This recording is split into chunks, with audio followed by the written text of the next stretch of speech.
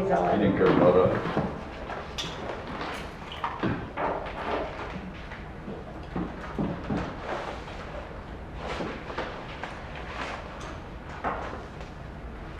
Peter, this is your file.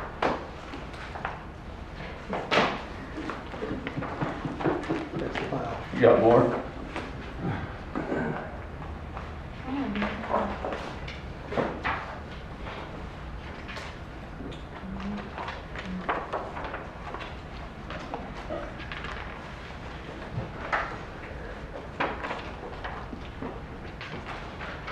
You good, Jim? Okay, let's get started. First of all, those people who are watching on FingerLakes1.com, thank you for joining our meeting. This is our regular July board meeting. I wish I had some better news to share, but if you've seen last night, the governor signed another executive order extending open public meetings to August 5th. So our August meeting will definitely be the same thing, okay? No open public meetings as of yet. Okay, with that, Town Clerk Greer, would you take the roll call, please? Mike Ferrara, Present. Dave DeLialis, Present. Steve Churchill, Present. Doug Avery, Present. John Dyson. Present. We have a quorum.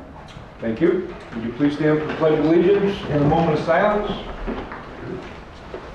I pledge allegiance To the flag of the United States of America and to the republic for which it stands, one nation, under God, indivisible, with liberty and justice for all.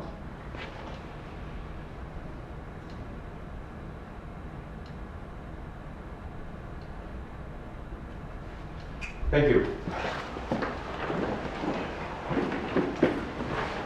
Also, so everyone knows, on the line is our grant writers from MRV, Matt Horn and Emily Palamas, Seneca Falls Development Corporation, Joelle, Murray Kirsten, and Greg Zoller are there. Our assessor, Debbie Van Wald, is on the line. I can't remember who else is on the line. Anybody else I missed? I think that's everybody. Okay. All right. Can I have a motion to approve the minutes from our June 2nd, 2020 meeting, please? One second. Motion? Second.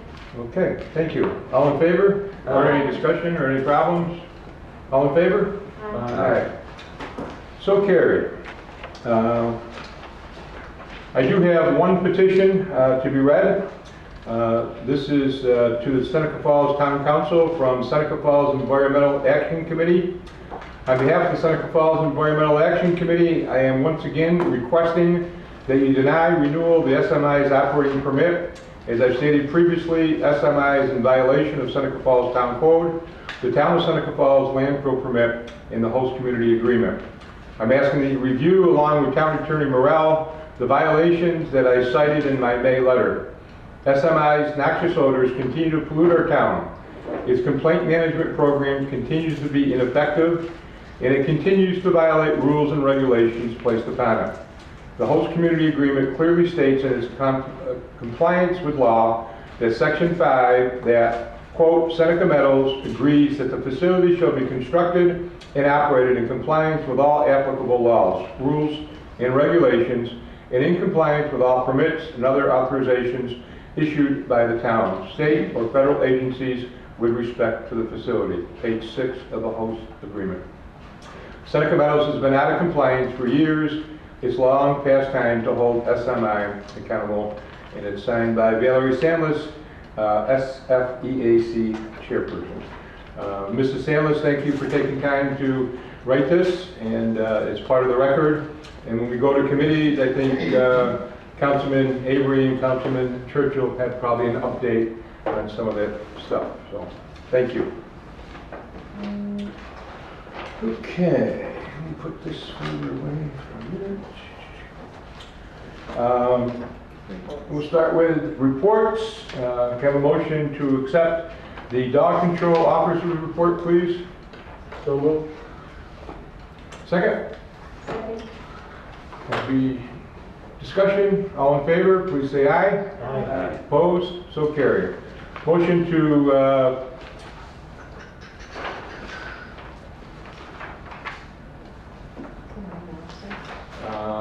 zoning report, am I missing it? or- No, you're not.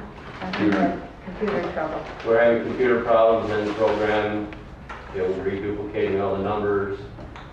So until Williamson and our new IT person gets it figured out, then I can have the report. Okay. Anything out of the ordinary that needs to report, Dean? Nope. Okay. Then I'm not gonna have a motion to accept your report, okay? Have a motion to accept the Parks and Recreation report. Second, please. So moved. Jim, anything? Yes, I do have a few, if you don't mind, Mike. Not at all. So, last month we spoke about getting some programs together. So we have met with all three program directors for basketball, soccer, and lacrosse. We set a tentative schedule for July 20th through 23rd for 7 through 12 basketball, August 3 through 6 for 1 through 6 basketball, August 10th through 13th for 1 through 12 soccer, and August 19th through 21 for grades 3 through 12 lacrosse. And the reason those are tentative is because we're in the process of coming up with a protocol based on CDC recommendations. It will enable us to use kids' territory and the community center and ensure the safety of the participants and the staff there.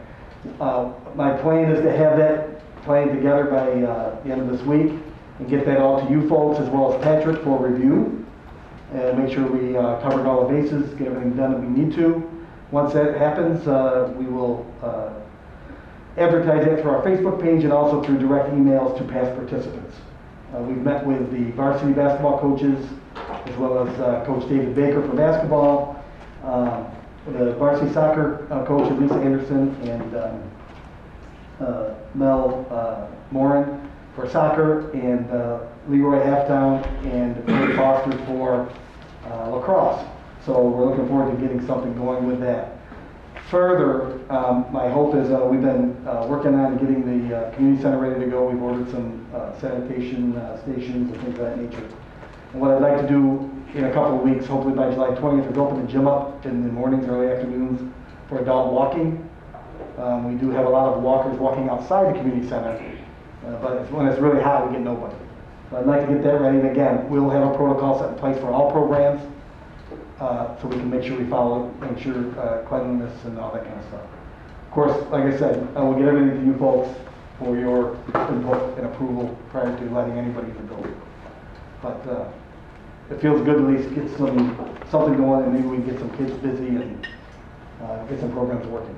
And we thought this was an easy way. Oh, all those camps are offensive skills camps. There's no contact. Lacrosse won't even have helmets. They're going to use sticks and tennis balls and gloves. So we're going to try to make it so the kids work and learn some skills, but also maintain social distancing and groups of no bigger than 12. So that's where we're at, and we'll have more to you at least by the end of the week, if not the first part of next week. So of course, I'll get that to Pat and I. We spoke last Yeah, time. please do. As we just went through this with the Little League Baseball and getting their plans together, there are extensive guidance put out by the state's Department of Health, and sometimes like in Little League they have their own guidance as well, but there's just a lot of information, a lot of restrictions really on what would otherwise be normal operations, but ultimately I think it's trying to keep everybody moving in the right direction and doing it properly for what we have to deal with. So, yeah, send that over and we'll go through it. And I plan on using myself and our staff to assist the actual camp staff. We will handle most of the getting the kids out of the cars, in the buildings, temperature checks, all that kind of stuff. So the actual staff can worry about skills and they can wait and receive the kids. So I think we have a good plan. We've got to finalize it and get it to you guys in a few days. Okay, Jim, thank you. Doug, You're going to have the hand sanitizer on a stand. Mm-hmm. I think. Yep. Because we should really probably, I didn't know where else to fit it in, but we probably should have one out here too. I was thinking the same thing. I mean, Susan and I go on cruise ships and they're everywhere. And then. Jim, you order them already? No, Missy's getting ready, she's researching like crazy. A lot of them are having trouble getting them here in time. Yeah. But she's If you trying order us, if you don't mind ordering us a couple, take it out of your budget, don't worry. No, we'll. How many you want, Mike? How many you think? I would get two, one for the main entrance and one more, even though we have hand sanitizer in Nikki's office, we'll put one over there. Do you need one? So, no, the municipal building is supplied with hand sanitizer by the company that comes in and brings them in. Right. Yeah. So they're free, and we just buy the hand sanitizer from them. Okay. But I mean, this is on a stand though, right? Yeah, we've talked to them, chief. They don't have the stands, well, they can get them, but the problem is they can't get them. Easiest way to get them is through Amazon. And I think the way to do it is to get them, get kind of refillable, and then we can use Cintas, because we use Cintas as well. Okay. So I think that's the direction we're going, is to get the hardware from somewhere else, and then we'll have Cintas help us get it. You have to ensure that it's compatible with some do the foam, some do the liquid, some, so you gotta Right. make sure there's that. Yeah, that's what Missy's trying to do now, is trying to find ones that work, that we can also make work with Cintas. So she's in the process. She found a couple, so I'll talk to you a little bit more. Okay. You get used to using them. You walk by and. Yep. Okay. That's just a reminder, movie night next Friday night at the community center. Drive-in, first time we tried something like this, it's in conjunction with the library. If it goes well and things are okay, we may try a outdoor in the park, a social distance lawn kind of thing in August, depending on what our situation is. And try them both and see which ones are best, because we're not sure about the spacing up behind the community center with cars and screens, so we're gonna see how it goes. But we're trying to do some stuff, try to get people, at least give them something to do. And that's all. Thanks, Mike. What time will the movie start, Jim? Duskish, We also don't know because, where the screen is, it's gonna face south. So we may have to wait a little bit longer, so. And we only gonna let in, only so many cars, so it's Right. the first come, first served, so. And the first one is Trolls, I believe. Okay, all in favor of this report, please say aye. Aye. Carried. I make a motion we accept the highway superintendent's report for the month of June. Can I have a second, please? Second. Discussion. Jim, anything of importance that we need to know about that's not in your report?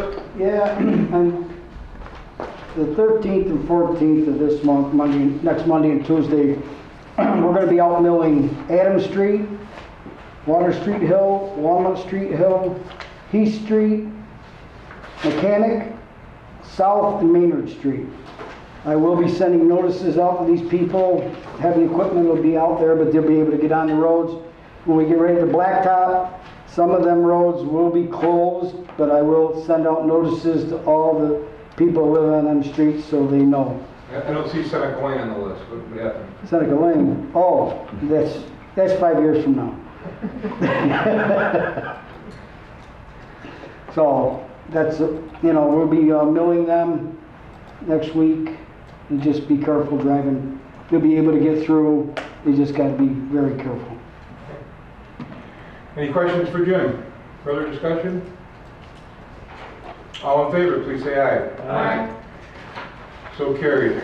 Just a side note there, Dean and Chief and Jim and myself have spent 2 mornings going through the whole town, basically the old village, looking at the inconsistencies in parking. According to our laws, this is supposed to have parking, and there's no sign, or there's signs there, and it's not in the laws and the code, so forth. So we got a pretty good grasp of all the inconsistencies. So we'll be meeting with Nikki and Pat on Thursday morning, I think, right? And try to finalize it. So coming down the pike, there might be some local laws that we have to change. We're not looking to decrease parking. In some instances, actually, parking is going to be increased type of thing. The whole goal is just to make it consistent. So I don't know if there's going to be any actual need for a local law, but we'll be preparing a report for you And as I said, it'll come about sometime maybe in August or in September's meeting, but we're taking a look at that, okay? Okay, I make a motion to accept the assessor's report for June. Have a second, please? Second. Debbie, you on, right? Debbie?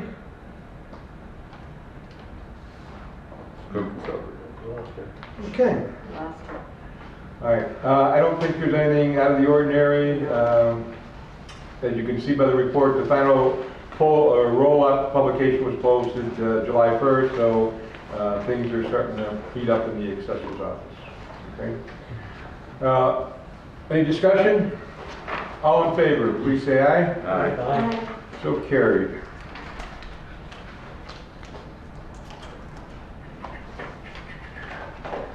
Okay, Mr. Attorney's report. Yeah, so within the past month, as you know, at the last meeting, the town board adopted the local law number 3 related to parking, and there were a few different parking amendments, and shortly thereafter, we were on the receiving end of an Article 78 proceeding, and since then, as I've informed the board through emails, I filed a motion to dismiss. And so that we had a conference with Judge Doyle, who sits for the Supreme Court for Seneca County, last Tuesday, so a week ago. The Article 78 was also seeking an injunction to prevent immediate enforcement of the local law that was passed. The court denied to impose an injunction. So that law, although it is being challenged, that law has been adopted. That law has been filed with the Department of State. We have received the receipt back from the Department of State. So, although it is being challenged right now, that law is technically on the books and enforceable. However, we do not have a ruling on the motion to dismiss at this point. I expect to hear from Judge Doyle in probably a couple weeks from tonight, I would hope, but he's a judge, he gets to set the schedule, and so it will either be dismissed or it will be allowed to continue, in which case we would then have a formal response to the Article 78. So it either ends or it keeps going, and we'll deal with that when that comes. So that's been the most of the excitement for the past month. So that's my report. Okay, thank you. I make a motion to accept the water and sewer report for the month of June. Have a second, please? Second. Discussion. Joe, anything special going on? No, that's it. Any questions for Mr. Chulo? Yeah, I have a question. How's the lake looking for algae blooms? We've heard that there's some, but Is it getting warm down there? it's getting warm. There are some. We expect some blooms. All right. Nothing close yet. Good. Okay, all in favor, please say aye. Aye. So carried. I make a motion to accept the town justice's report for the month of June. It's a real short report, as you can see. Can I have a second, please? Second. Discussion. I can only tell you that I believe they are able to open up court again maybe July 23rd or somewhere in that week. 27th, I think. 27th, something like that. 27th? Yeah, that's the latest and greatest.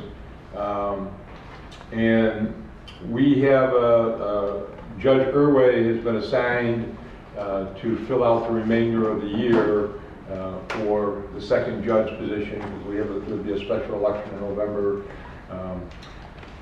We remember before COVID broke out, we were going to interview candidates and then make a recommendation to the board. Then the training for the justices has been canceled. That won't come back out until September. So appointing somebody at this point would be senseless. They wouldn't be able to hold the bench for less than a month probably at that. So Judge Irway has been appointed by the 7th Judicial Court, and he will be filling in for the remainder of this calendar year. Is there a training session then between election day and January 1st? Correct. I'm sorry, I misspoke, September. It's in between election and January, so it's sometime in December. I'm sorry. So for whoever is elected? Yeah. And if an attorney wins, if an attorney so chooses to run for this position and wins, they're not required to do anything. Okay, all further discussion? All in favor, please say aye. Aye. That's so carried. I make a motion to accept the police chief's report for the month of June. Have a second, please. Second. Chief Peenstra, anything we should know about? I'd just like to make mention that the Governor's Traffic Safety Committee awarded the agency $2,000 this year for the Child Passenger Safety Seat Program. I'd like to thank the MRB group for helping us write that grant. We are still waiting on the police traffic portion of the Governor's Traffic Safety that's utilized with aggressive driving, seatbelt, cell phones, such like that. The other thing I'd like to bring up is last weekend was a busy weekend with fireworks complaints. I'd like to remind everyone that fireworks are illegal, and we will be issuing tickets to people when we're called to their house if they're lighting them off. Seneca County local law allows use of sparkling devices between June 1st through July 5th and December 26th through January 2nd each year. Obviously that's over, so any fireworks whatsoever in Seneca County are illegal at this point. So the ones that go up in the air, anything from a bottle rocket up, are illegal all year long. So anything going up in the air and banging, that's obviously illegal all the time, and there's only a small window that Seneca County local law permits for the other sparkling devices. So we received a ton of complaints. We're not the only ones. I think nationally there's a bunch of fireworks complaints, or at least in New York State, where they are illegal, and to please refrain from using them. They're dangerous and they cause a lot of fires, and they're illegal for a reason. Thank you. Okay, I guess I'll be driving out of Pennsylvania to try to get a refund on mine then. Any discussion or questions for Chief Peenstra? All in favor, please say aye. Aye. So carried. I make a motion, regrettably, to have the B&L monthly report for June. Have a second, please? Second. Peter, you're a wonderful individual. I'm only going to ask you, I know you're a busy guy. Today was quite a deluge of stuff, okay? And, which is fine. I know it's important and it's all stuff. And I just, moving forward, if you think that's going to happen again, I really think the best thing to do is that we call a special meeting just for engineering and having a discussion, because a lot of projects are in the same. You know what I'm saying? We'll try to get through some of the, you're going to do a report, but then you're on the agenda for a lot of different things. So, but just moving forward, I think people's focus would be better, and it would be more opportunity to really delve into things, okay? We can certainly, we can even have a special meeting for that too. Well, I don't know, have you guys had a chance to look at stuff that Peter sent out today? No. I went through the monthly report and started on the other things, but I went through it all. The only, seeker's on the agenda tonight, that was sent out last month for review on that end. That's something that it would be nice to get to kind of complete that checkbox on that end. Beyond seeker, there are, everything else can be, there's nothing. Yeah, definitely the seeker and definitely in the motion. And there's a lot of things here that I'm not, I just want to, here it is, here's for review. I'm not asking for any action at this point. Right, So. but I think we ought to, again, I don't know, would you want to do something like quickly? Is that possible on everybody's schedule to do I'm thinking Monday night. Is that something that's doable with folks? Yeah. Tuesday would be my preference, but it's the second Tuesday of the month. I have a county board meeting. Does that work in your life, Peter? Absolutely, yeah. This was I don't, no. this one cut off, this was an odd month, and it's normally, I was walking there cringing with the We amount could of stuff. even do a Zoom, couldn't we? I mean, Peter, I can be here whenever. I don't think we can, I'm gonna need to be someplace else on Monday, but with that said, there's no seeker, I don't think, for next Monday. Right. That I wanna be around for. yeah, I want to do the secret tonight. Okay. So, Okay. Yeah. so I don't know if I need to be at that meeting. I don't think you do. Yeah, okay, that's Yeah. fine, so. Can we Zoom that meeting? Yes, as far as I understand, you can still conduct, public meetings, by teleconference. That's Are fine. we, My thought was, we're not necessarily gonna make any decisions, it's just a workshop. It's still informational. Oh, I understand, and you're gonna I be understand. discussing, but it would be a public notice to say here, and if you want to observe, you have to have the ability for the public. do we have enough time? Go down. 2 days, right, or don't I have, Well, today's Tuesday, you wanna do it for Monday? Yeah. That's enough Yeah, time. enough time. that's okay? Yeah. So, What time Monday? Yep. Does that work, Steve, for you? I work late. Don, you can't be She before works late. 5? 6 You work o'clock, late. yeah, I don't get home until after 6. I mean, I could come in late on the Zoom. is We that have you everything? After 6, no, only on Mondays. Why don't we move to another Tuesday? Oh, no, I'm we sorry. can't do Tuesday. Wednesday? That's fine. I think Wednesday works for me. Wednesday's all right for me. Like you, like that. Yeah. Like you're okay for that. Wednesday doesn't work for me. I gotta pay my taxes. Wednesday does not work for me. Thursday, Thursday? 16th? Thursday definitely works. I wonder if we have maybe even Tuesday works, 'cause I don't know if we have a regular board meeting on the 14th. I think they've been moving them to the last one. Let's shoot for Tuesday the 14th. I think I'm gonna be okay. I don't think there's gonna be a board meeting, a county board meeting, I don't think. What time do you get out on Tuesday? I get out at 5 on Tuesdays. Yeah. We can come to your house. Sure. So, you wanna go for 5:30, so give Don a chance to, and you wanna do it Zoom? 5:30? Not my preference, but I'll go along with what everybody wants to do. It just drives me crazy. Everybody, yeah. And it's hard to have a good discussion with a lot of these. And there's some pretty important topics that we gotta make some decisions on, or at least move in that direction type of thing. So, can we do it in here at 5:30? All right. Don't Zoom on my account, yeah, I can be here, so. Okay, all right. So Tuesday, All right. 5:30. This is a special meeting, not informational. Special meeting? Special meeting, right, Pat? Yeah. Okay. So Nikki, you gotta get that publicized, Yeah. please? Mhm. And Mr. Seneca, can you put it on the website for us? What's the date? Tuesday at 5:30. Yep. Thank you. And I probably gotta do this, right? Tell Live streaming. live streaming? Yes, but it's a meeting, it's not a public hearing, you do not need to accept input from the public. It's for observation. So then we should probably just call it a workshop meeting, right? Yeah, that's what it really is. Because if I don't, then I'm gonna have to live stream it and then, And transcribe it. and transcribe it and blah, blah, blah, blah, blah, blah, blah. Yeah. But if we call it a workshop meeting, You can do, if all the board members are going to be here,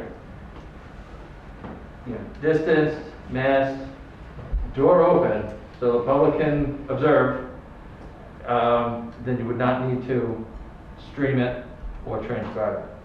okay, And you would still need, minutes, at least an outline. Okay. I don't expect there to be action, yeah.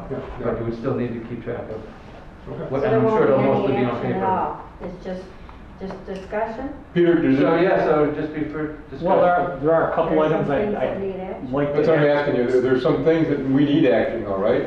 it's mostly coming from my business office, quite frankly, but I think it's nothing that's critical. I think there's some things that you can probably, if we can act on it, great, but nothing, if there's not an action that's tabled the next month, that's fine too. So really, it's just a regular, it's a special meeting. is what it would be. And There all, could be- all the regular things would apply, but as long as the room is big enough to accommodate people distanced and masked, then there's no requirement for the teleconferencing if everyone's gonna be there. First come, first serve in the door. So you have to have somebody at the door though, because if people find out and they all start to gang in. Yeah, that's gonna be a. I think I'd rather, I mean, I don't know where it falls on the open meeting requirements that we can't do, and I don't know. So, are you available to, so why don't we just Live stream. live stream? Okay. Yeah, you Okay, can. and cover our bases there, and, you know, for the extra $50 that we get charged to live stream, it's not a big deal. Charges that much? It's highway robbery. So action could be taken then, if necessary. Yeah. Yeah, Yeah. okay, all right. Okay, Tuesday at 5:30, meeting. go ahead, Peter, I'm sorry, you're up. I mean, really nothing to add. Obviously, it's been Okay. a busy month. I think on Tuesday, it'll probably, if you don't mind, I'd like to kind of provide an overall summary of like, so like one of the items on here is a change order for the sewer brigade project. That project's coming to a close. I want to kind of provide a summary of what we did and, you know, for everyone so they can kind of better understand. I can bring some boards and things like that too, if it'll help on that end. So I may embellish that part a little bit, but beyond that, nothing to add. So under new business, part letter K, under new business, we'll do the secret resolution tonight, okay? Do we need to do B&L agreement 2 and 3 tonight? No, we can hold off on that. We know about Yeah. that. And obviously, Bear Street, no, not that one, I gotta talk about that one, but, yeah, the West Bear Street. Yeah. We can have that discussion, under old business tonight, we can have that discussion, on Tuesday night. Under old business, letter D. Okay. D. Under old business, Oh. D is in David? Yes, Yes. Yeah. Okay, so Tuesday night. Okay. Okay, do I have to make a motion to table these off the agenda, or can I skip by them? It's only if somebody's gonna make a motion to bring it up. Got it. So then you would need a motion to table it, but otherwise, it's just the agenda, it's an outline. It does not need to be brought up. Okay. Thank you. All right, all in favor of accepting the engineer's report for the month of June, please say aye. Actually, maybe this can wait, but it's just, where do we stand on the Stanton portion of Safe Routes to Schools? Yes, I have, you want to wait for that for Tuesday night too? I can answer now. Okay, I think so. Yeah, I have all that information. I have that under new business, don't I? It's a G under old business. Is that Frank Knight sidewalk project? Is that what Yes, you're is that what we're talking No, about? on Stanton School. Oh, you're talking about phase 1, I'm sorry, go ahead, yes, I'm Okay. sorry. Yep, Well, we, you know, we've got Yeah. complaints still from homeowners about the quality of work. And then we've got, in here, you know, the fact that you're preparing to indicate to Massa that you're gonna pull the bond.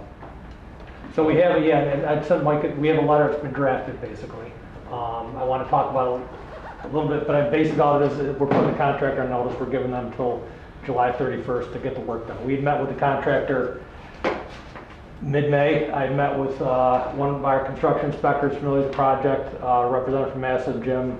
We went out, did pretty much an extensive punch list walkthrough of here's all the items on our list. That was mid-May. They mobilized to the site the following week. From what I can tell, they're out there for a day, maybe 2. And then they have not been returning our calls. So essentially, they're getting a letter putting them on notice that they have till the 31st of the month. Other than we're taking this to the next step where they're kind of potentially on the hook for engineering fees, and then essentially pulling the bond would be that's the extreme step, because that threatens a contractor's ability to kind of procure more work on that end. So that's and we have about 70,000 held back, I believe.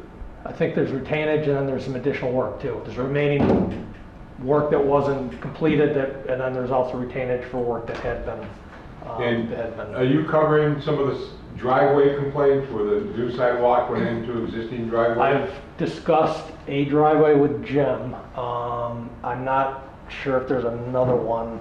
I know there's one on White Street. Which one I'm talking about, on Spring Street, I can't think of the, It's on Springer White, one we addressed was on White. okay, I got one on Spring Street too. That one I don't know about. On 20 Spring, Al Lox's house. I thought that was the lawn we talked about. It's not on White though, it's on Spring. Spring, the one, yeah, 23, I thought that was the lawn that you wanted to address. It was the lawn, but it's also. Also a driveway there? Right. Okay. So we can take a look at that, please? Yeah, I'll take a look at it with Pete. So I'm gonna send the letter, we'll send the letter tomorrow. I'll add that on the punch list tonight to look at that. That's 20 Spring Street. That's the address. So this whole thing here begs the question, if Massa walks away Right. from that kind of punch list, 23. are we gonna try to fix these, or is that, you know? Yeah, Well, we that's got the $70,000 to fix them. The issue we have is that our thought was you could not retain a contractor to finish that work for the value. It would be an increased value. That's why we want to pull the bond. Because it wouldn't, the cost of bidding it, procuring bids, I mean, it just, in our mind, it's a week's worth of work left. There's not much to do it. That's the part that's been, I've had personal involvement, but that's the part that's infuriating me, is just trying to engage these guys to get them out there. So the thought is, again, it's to pull the bond, that's the hammer right now that will get them out there. And I know we talked to Jim about even, town resources, and he certainly doesn't have that, his guys are busy this time of year, so that's not even an option either. Yeah, I pointed out in an email, I mean, these folks, and it's not just that one house, but these people have been very patient. This has been a long time, so we've been hoping. So, yeah, there's no, I can't. The other part of that, though, is that I saw, and it might have come from Mike, and if it was in the bid, if it's common to bids, I was never aware of it. But the restoration is to 80%? That's typical, those projects go towards, we have to follow DOT specs. And that's basically what we can't, for a lot of this work, you can't create a spec for it because ultimately DOT is funding the project. So the spec book comes from the DOT spec book. So that is pretty much the rule of thumb for that end. Recognizing that at 80%, you're usually shortly after construction's completion. So you're doing this within the same construction season. Most of these have been, a lot of these areas have been done for at least a year, if not 2 years on some of these. So that's where and again, that was part of that punch list discussion. We went through and identified all the various spots. There's areas that topsoil is substandard, areas that need to be raked. All that stuff has been reviewed with them. So they've got a pretty there's not a lot of areas that fall under that, but the areas that do need to be dressed up. And that's again part of the frustration. Yeah. Thank you. But then, that is, and normally it's 80%, and then 6 months later, once you get to that point, natural vegetation is going to take hold, and you'll have 100% in that next year. But it's hard to get 100% growing within like a construction season. Okay. So that's density of vegetation and things like that, the 80%? Yes. It doesn't really address the quality of the materials or anything. Well, quality of material should be, so that's certainly something. And walking the site, there's areas where there's a lot of oversized, I think there's a lot of carryover, there's a lot of stone driveways in those areas, so I think there's a lot of carryover from that. There's certainly, I've seen chunks of asphalt, things like that things were cut out that weren't cleaned up fully on that end. Thanks. Okay. Thank you, Peter. I make a motion to accept the MRV grant. We didn't vote. Didn't we vote? No, I stuck my hand up. No problem. Stop the whole process. All in favor of accepting the engineer report? Say aye, please. Aye. So carried. Thank you. Make a motion to accept the grant writing services report. Can I have a second for that, please? Second. Discussion. Emily, Matt? Anything to add? Nothing significant to add from the report there. We're excited to hear about the funding for the police department. We'll continue to chase out projects on that end, and we're working now on clean energy community funding. You've got some action items later in the agenda on that. Okay. And Emily and I met this morning, Emily, can you share what you shared with me as far as some of the grants being delayed, announcements? Yeah, absolutely. This is Emily from the group, and what we're hearing is not much of anything, unfortunately. The talk is quite minimal. The ERI, which is supposed to come out in the beginning, early May, did not come out for this year, for this round. The CFA, which normally comes out May 1st, has not come out as of yet. And because of the situation we're in, we're just not aware of where that's going to fall. And we'll certainly be flexible and ready to adjust to the town's needs. And to move forward, the next steps that we're going to be working on, in partnership, of course, with BNL and with BPD, is to ensure that the proper steps are taken for bonding for the project, so that the town is ready and qualified for funding when the grants do become available. Okay, thank you. And just a little bit of good news is we were informed today that our DRI project in Seneca Falls is going to be starting back up. So we've been on pause. Great. Yeah, and we haven't been able to hold the final meeting. We were 72 hours away from holding the final meeting for approval of the projects. So now we have permission to do that. It'll be a virtual meeting. It'll also be, I think, public participation as well is a requirement. Right now, they're sending out letters to the various businesses who applied for the DR grant to see if they're still interested. And I believe the cutoff date is July 14th or 17th or something of that nature. And then as soon as all that gets put together, then we'll have the final meeting to get the ball rolling forward. Okay. And I informed them that all the town projects that were originally in the public works, we would continue to support. Those are 100% funded, but we would continue to support that cause moving forward. So, okay. Did you get anything, Dave? No, not yet. Okay. Yeah, I have one thing for, regarding grants. I saw in the cemetery committee report that they have some fairly major undertakings that they're looking to get done here at some point in time in the future, specifically a bridge, a walking bridge that looked like it was quite pricey to replace. And they're hoping that perhaps they can get some grants out there. And I don't know if that committee has made a connection with MRB, but perhaps Mike Kelly and these folks can. Yeah, it's a good idea. Kay Ireland is kind of like the lead person. Mike Kelly is the. Okay, whoever. I thought Emily, Mike Kelly. Matt, have you ever heard any grants available for cemetery restoration, stuff like that? This is Emily. A lot of times the cemeteries are considered under, towns and under maintenance, which the state does not tend to fund. However, when it comes, I'd love to, talk with this committee a little bit more, because sometimes under the local government records management improvement fund grant, which is through the New York State Education Department, they are able to cover some of the records for the cemetery. But I would be happy to meet with someone from the town or from that committee and look into that further. Okay, Emily, I will talk to you tomorrow, and I'll talk to Kay Ireland, and I'll put you guys in contact. And if anybody else from that committee wants to join with you, we'll see. At least we have an initial discussion. Okay. The records part is the Sounds town clerk function. Mm-hmm. Correct. Yeah, we're working on that part. Okay, Emily, thank you. Any other questions? Okay, all in favor of accepting the grant writing report for the month of June, please say aye. Aye. Thank you.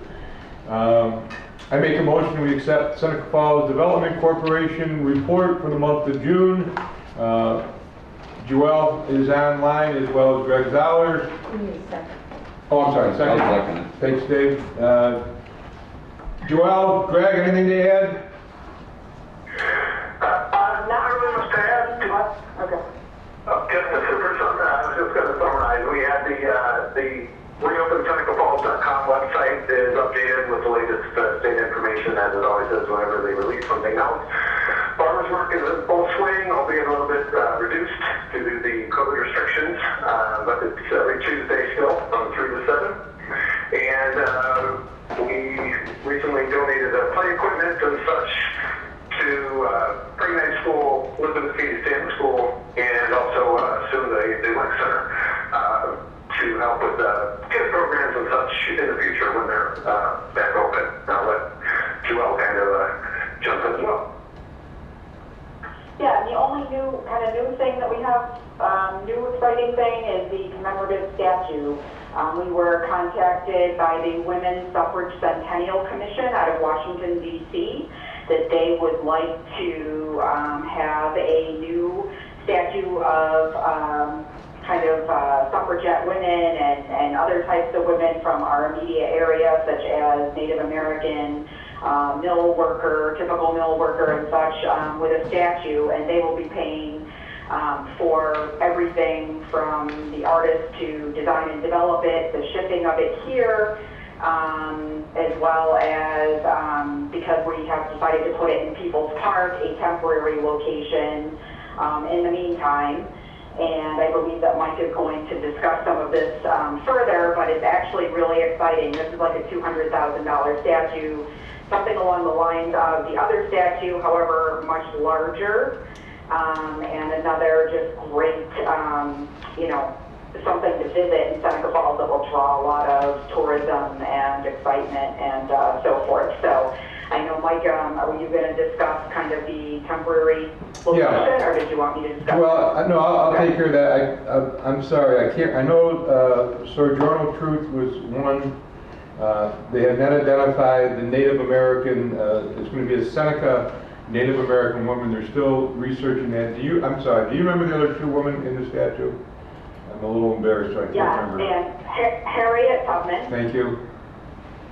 And they're going to research a mill worker, someone that worked in the mill. Oh, I thought they already said, okay. I thought they had 3 of the 4 picked. And I that one they're going to, that one too? and the Native American, they're going to do some research on, and then I believe they're going to choose another suffragette as well. So it isn't entirely, Okay. they just know that it's going to be Harriet Tubman, and Sojourner Truth. Then I still got a good chance to get my mother on the statue? Mill worker? I'll see what I can do. right. Yeah, maybe, yeah. Okay. Yeah, that's possible. So, what Joel was alluding to, this will be permanently in People's Park, but obviously with the DRI, there's going to be construction in People's Park. So the temporary home is going to be across from Generations Bank. We'll get into that a little bit. Generations Bank is going to allow us to lease the land where the statue is going to go for $1 a month. Pat has written up a lease agreement in Generations Bank, and so we'll have to pass that resolution tonight. I've gotten prices on bringing electricity to the spot because they want the statue lit. They also were willing to light up the 3 women statue further to the west. And if you're trying to locate this statue, if you get the 3 women's, it's about 100 feet going east is where this statue will be parked, for a few years. Also, going to replace the fence behind, behind this new statue type of thing, and I got quotes for that. So we're hoping with the total grant, we can replace the fence, we can light it, put the pad in, obviously do the statue, and pay to move the statue once to its final destination in People's Park. So Where's it going in People's? Where will it be going in People's Park? People's Park is part of the design down there in the DRI is like a little jet into the off to the canal side. Joelle, is that correct? Yes. I don't think it's going to to jut out anymore due to Right. the weight of the statue, but it is going to be directly across from the National Women's Hall of Fame, so that is the backdrop. So if you can kind of imagine halfway between where the parking lot is and, you know, the embankment going up to the community center, it's maybe not quite halfway, but directly in front of the mill, the Women's Hall of Fame.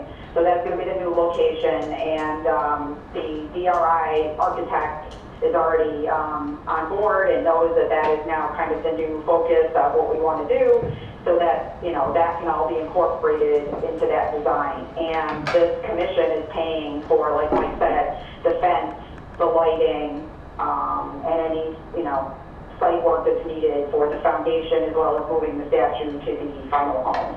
So that's why we need these prices to submit, so that this can all be in the contract, and they will give us additional money to fund all of these things. Seeing that that's town property, will the board be reviewing and approving that design, that final design? No, as far as the statue themselves, No, this redesign of People's Park. that's something that's already done in the DRI That's in the DRI. proposal. Right, but it's public property, right? It's town property. Yeah. So shouldn't the town board review and approve the design? I mean, who? There will be a whole process with the DRI. Right. That a lot of the public and yourself will be involved in. There's an initial design that was already submitted, that we had numerous public meetings on, and was submitted for public comment.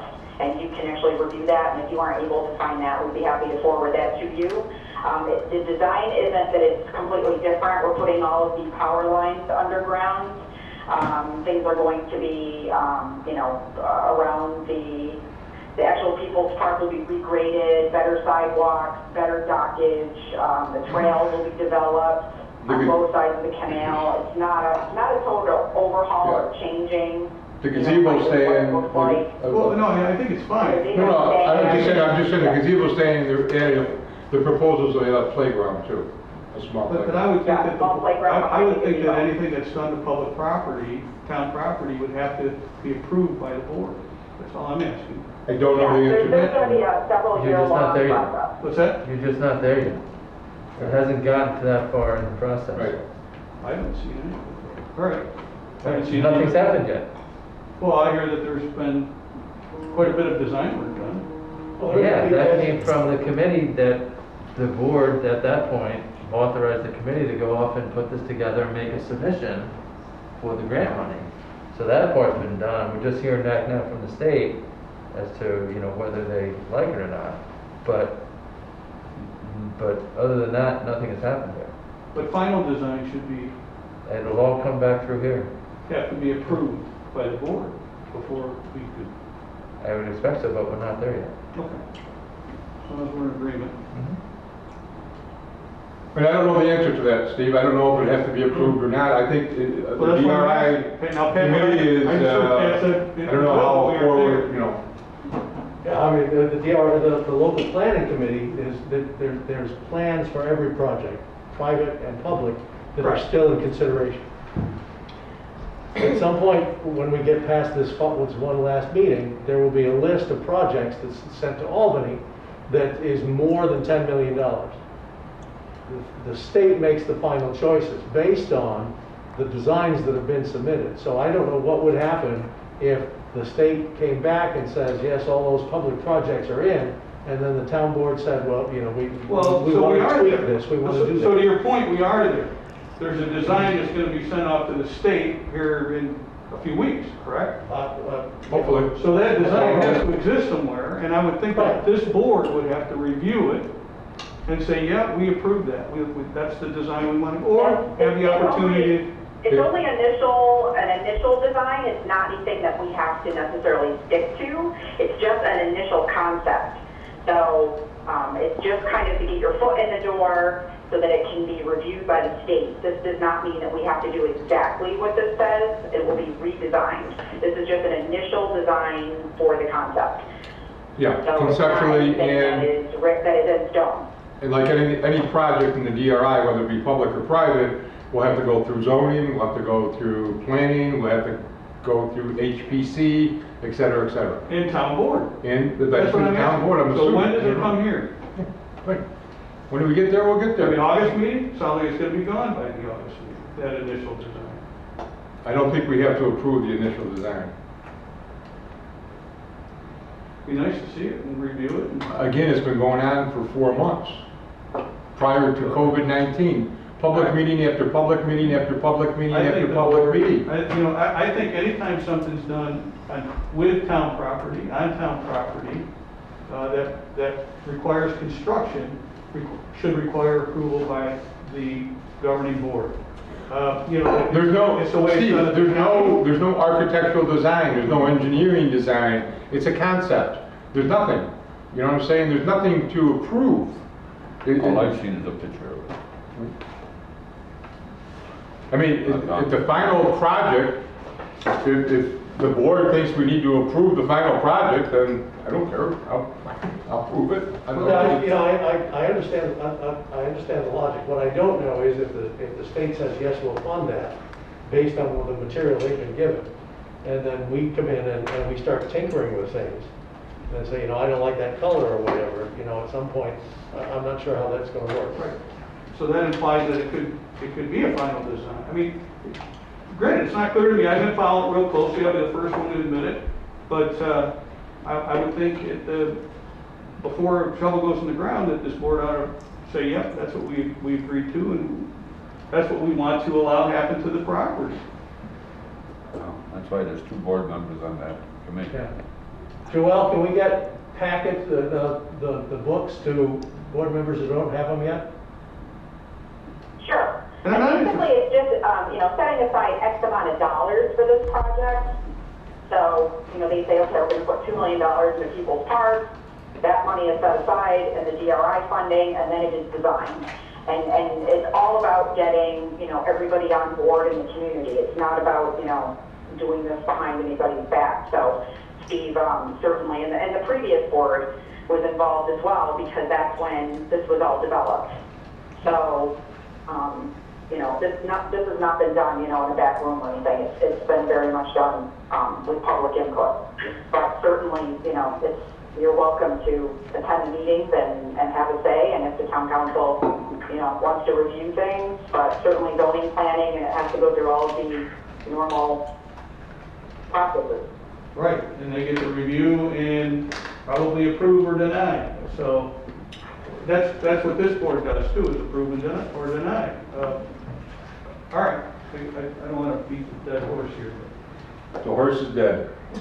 Okay, what's that old America song? Kid? Horse with no name? Horse with no.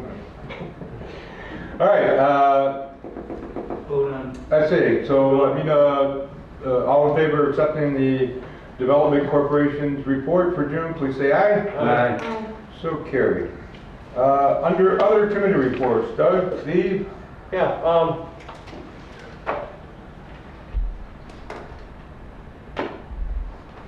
as far as the renewal of the landfill permit, we're meeting, as I said last month, on 2 different levels. One is the community-oriented Waste Management Advisory Committee, and then the other is the committee was appointed here, that's Steve and me and Pat Morrell. We're focusing the 3 of us really focusing on 2 things. One is improvement to the odor reporting system, and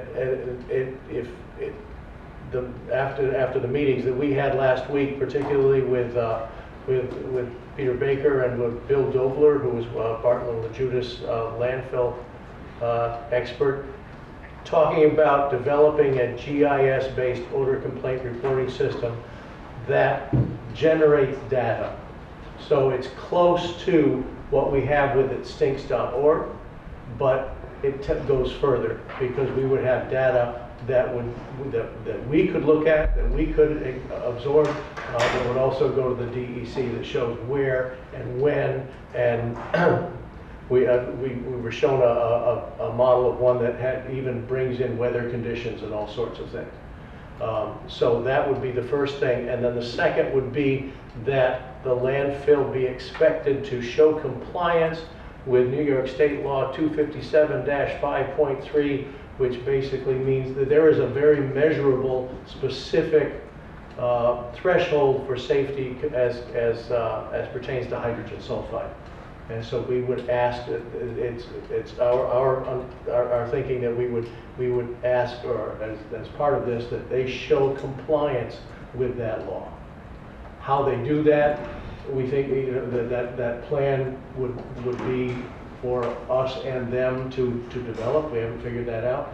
We also haven't figured out whether in each of these instances, simply telling them that's what we want gets them their permit, or they supply a plan to meet these needs and that gets them their permit, or they have an up and running program to meet those needs and that's when they get the permit. We haven't even had that conversation yet. We also want to bring in somebody from the DEC.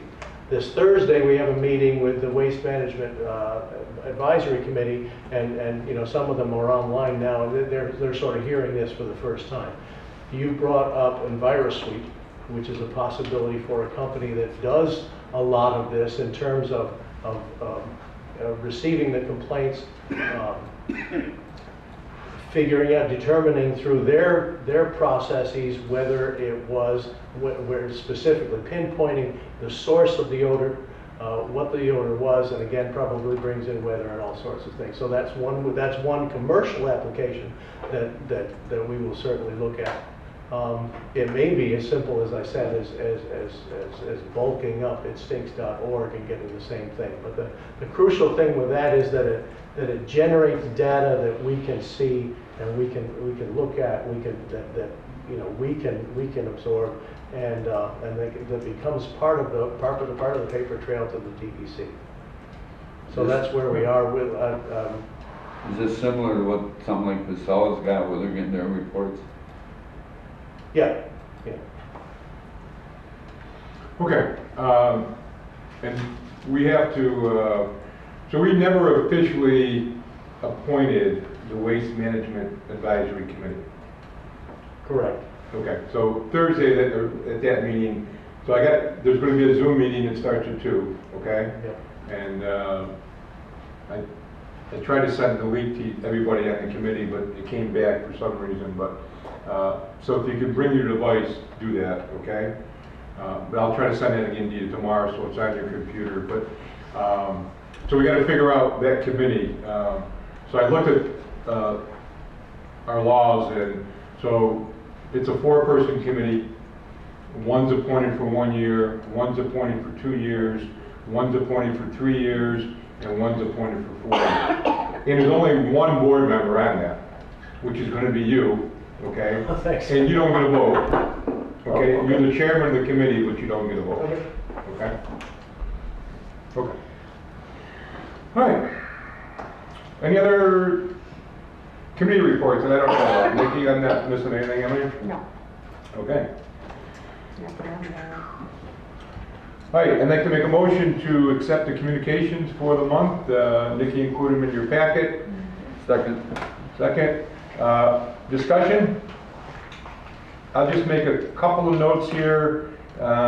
Communication number 7, a letter from Ken Marion, show manager Empire. If you don't know, that has been canceled. There's no Empire Farm Days this year, okay? Yeah. And number 5, minutes from the zoning board. If you haven't been following with that, you may know that the zoning board approved at 5-0 to move forward with the Huntington building project, so for home leasing. Those are 2 important ones. Okay. Okay. Old business. Where's this? Right there. Oh, That's with the permit.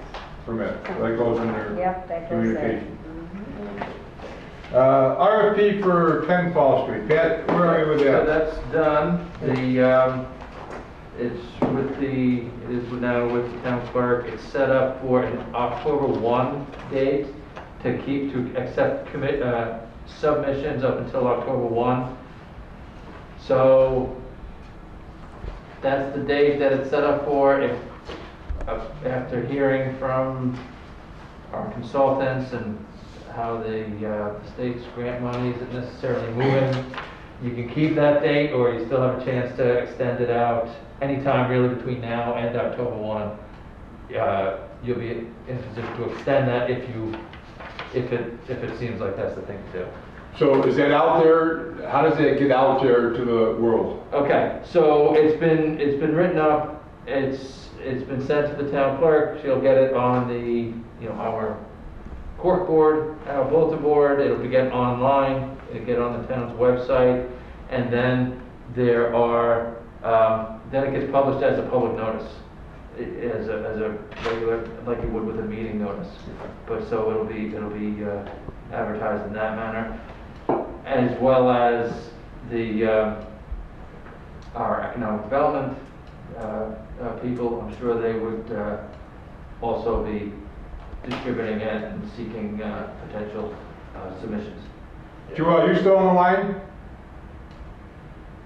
Yeah. Okay, so did you hear that by any chance? No, I can't hear Pat very well. Okay. All right, so the RFP is prepared and it'll be available. So you want to let you had some interested people, developers, so they can get their hands on I'll send it it. right to her. Yeah. Would that be helpful? Yeah. Yeah, so it's All right, Pat's going to on the send. town website. Well, but Pat's going to send you a copy, okay? Perfect. Okay. That'd be great. All right.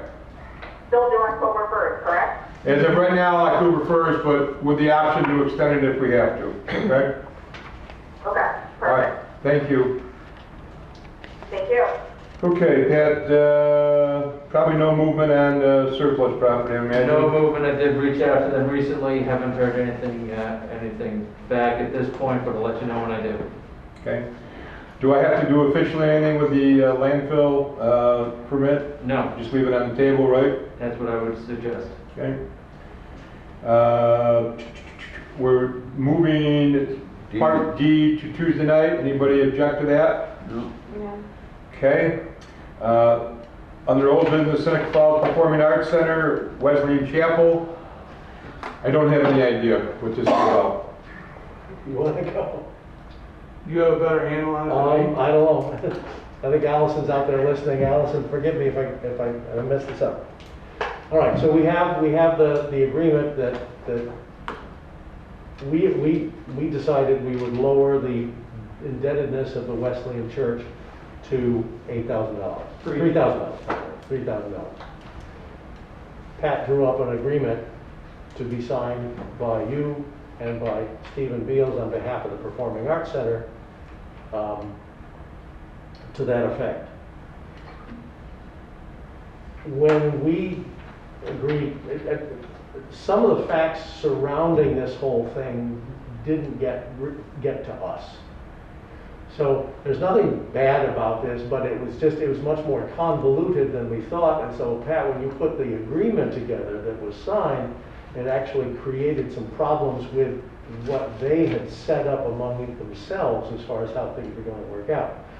So the performing arts people are not, for instance, buying the Wesleyan Church outright. They're waiting for DRI money, at which time they'll move forward. But of course, they don't get the DRI money unless that indebtedness is paid off. And then the clauses which I lauded to Allison, and I thought that were protective of the town as far as if that sale doesn't go through in 2 years, or if they turn around and sell it within 5, I thought those were protections that made a great deal of sense to me. However, the result is that everything has just kind of come to a screeching halt because they don't, this is what I mean. The performing arts people aren't going to buy that building unless they get the DRI money. They don't have to. They can't, they're not the owners, so they're not going to be able to put in for the DRI grant, right? Allison's going to have to, church the performing arts people can put in for the DRI as long as they've got a document that shows they have site control. Okay, And that can be anything. I mean, it can be a letter of some sort. okay. That's all that the DRI needs is that for the performing arts people to demonstrate they have control over that site. So the agreement, which I thought looked good, is actually in the way right now. And so what the suggestion has been made to us is that we simply, we nullify that agreement and start with something much simpler, which is simply that the indebtedness for that structure be lowered to $3,000. Performing arts people will pay it off, and we leave those other things out of it. Now, Essentially just a bill of sale. yeah, Yeah, how do you guys know all about this stuff? Allison. Well, she sent us an email. I don't know if who copied it. I work fairly closely with the president of the Performing Arts Center. Right. Putting that agreement together. There was a few different drafts along the way. But this was put together with him, and this was the way they wanted it. Right. Did we vote on This, Yeah. this, Yeah, this was back in We voted to April, lower the but $3,000. we voted, the only part that we voted on was the part that had anything to do with us, which was lowering the indebtedness to money. $3,000. This other stuff was between us, or between them, and not to throw anybody under the bus, but that's the one person who knew the whole picture, is who? the president of the Performing Arts Group. Right, and he was very involved in getting Right, that agreement the right. way it stands right now. Okay, But so so- you guys got an email, I never got an email about any of this, so I don't know anything about this, so. I'd be very happy to talk to the president, to Mr. Beals, the president of the Performing Arts Center. But since the day he was in my office signing the agreement, I haven't heard from him. I'd be happy to speak with him further. I think that's what we need to do. We need to get Allison and Steve. Well, that's what I said, get everybody in a room. Yep, and just work it out. But I'm not quite sure why we have to be involved in this. We did what we were supposed to do. Well, Yeah. Is Allison and Steve gonna pay for Pat's time, or we gotta pay for Pat's time? You stumped us Sorry? for that one. I'm processing. Okay. I don't know. Well, if they have a proposal, I think you'll do it look pro at bono. I mean, that's, I don't know, I can't speak for Pat, but I can't justify to the town taxpayers that we're gonna spend more money on this when we forgave $13,000 to begin with. And we passed a 3-2 board approval to make the agreement to collect $3,000. That's what you guys came and wanted, and that's what we did. Absolutely. Right. So as far as I'm concerned, But the agreement Why are we that was still drawn involved? up evidently is causing some. The agreement went much further than that. And I'm not saying that's a bad thing, but in this particular case, a simpler agreement that simply lowers the debt, collects the debt, and then we step back, Essentially a bill of sale. but is. I mean, I think the town attorney probably made the agreement to protect the interests of the town of Seneca That's what I Falls. said. And I would unfortunately. hope that's what you made the agreement. Well, what interest do we have in it, other than we just wanted to recoup $3,000? What else do we have? $16,000. No, but what other interest were we trying to protect? All we're doing is forgiving it, we're just Ability forgiving to it. get paid at all, to have it, and it was set up to be paid at the closing of the property, which is how they wanted it. It was a different agreement before But that. that's different than what we agreed to here at the board. All we want is the $3,000, that's what we All of said. that was this, So all of that was part of the it sounds discussion. like Steve restructured this thing in some way that really made it more complicated. The board said, if you give us $3,000 and the debt's done. We don't care what they do with the property. We don't care what the performing arts people. well, actually, no, you have to, because there needs to be something Well, coming then we back need to to the write- town then that's what we for need the $13,000 that you are now forgiving. Then we So need to it- write something up to that effect. Right, maybe, I did, yeah, that's what Right, we're talking about. that's what's in the agreement, That's what- that's what I thought, well, that makes sense. Well, that's what the The other thing. The way it was explained to me is that the property could actually default back to the town. Well, I mean, how did we ever get involved with the property? No, that's not at all. No? All right. Well, I suppose. I think we need to get. Could, if there's an unpaid debt long enough, I guess we get the bill. Well, you either get the 3,000 or you don't. It's not like we're gonna put a mortgage. I still think that it sounds like an internal issue to me, and one that we shouldn't be involved in. I agree. We just want the $3,000 and we write them a receipt. And our town attorney wrote up an agreement in conjunction with the community players treasurer. I don't know, again, I don't know why it's on the agenda, but. They wanted the money to be done at the closing because they don't have any money right And they're not now. planning, and they're not planning to close. Right. And part of the problem with this was the time pressure at the time. Right. With the DRI application, because they were in, because with 10 Fall Street, that didn't go through, so then they were out, and then they're trying to get back into DRI consideration through this structure instead, and it was done with days to spare. And so that's part of the problem and part of why there wasn't perhaps as much conversation. I'm not faulting anybody here at all, but Except that I think we were misled that, I mean, I was kind of, I think we were led to believe that they had $3,000. Oh, yeah, they do. Well, but that's saying it's contingent on the sale. They weren't, this is, the agreement that is in place is the agreement that they wanted. They didn't want any money changing hands right now because they're performing arts group. They don't have a lot of money. Well, That's why it's we're the same person who's, who said to me on the phone before this all happened, tell me where to go tomorrow with my checkbook, I'll be there. Okay, well, So, Mike is right. We've gotten pulled into something that we're a. I mean, we're a if you minor guys want player to, I don't want to involve the town attorney unless somebody's going to pay his fees. If you guys want to come back in August with some information, and if there's emails going about that, you might want to tell the people to include everybody in the email, so I can, again, I need to be informed. I can't make any decisions unless I'm informed. I'll be, we can go from there, but. I agree about that. I don't want to move any further tonight on something that I don't think it's our issue. Well, I think we've already passed a resolution to lower the debt to 3,000, and now they just got to make it right. And those two entities need to come up with an agreement that, I don't know, that can be signed and everybody's happy. But it really is on their end. It is. Allison has asked simply that the agreement that she didn't sign, that Mike signed, and that the performing arts Steve Beals. president signed. Yeah. Who shall not be named, I don't know, Steve Beals, okay. She wants it nullified tonight. Okay? So Mike, can I say something? No.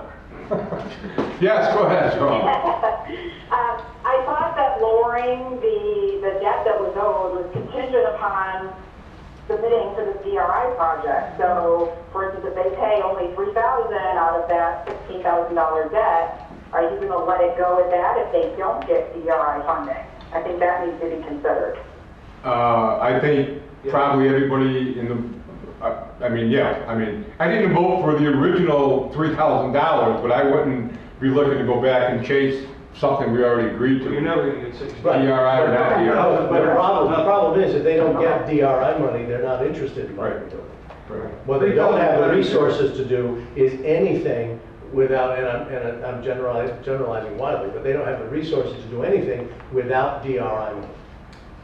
So that's what I mean about this whole thing being very convoluted, and the town's portion, simply acknowledging that debt, collecting that debt, issuing something saying that debt has been forgiven, is a very small part of it.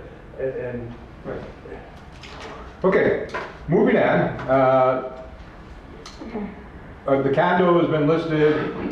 It's getting a lot of interest.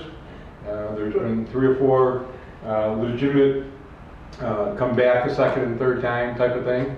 So hopefully we can complete a sale, and I'll just keep you updated as that goes along. What's the thought with the historical documents that are in there? Yeah, so Next week, Kim is going to go over and start collecting documents, and we're going to move those over to our records place on Fall Street. Okay? There's all kinds of maps in there. I had Greg Zellers go in and take a look, and as well, you know, in his opinion, he thought there was a lot of stuff that we should be, don't know for sure if it's required to keep, but I think when I was in there, there's some beautiful maps and, you know, books in there documenting town history, binder by binder by binder.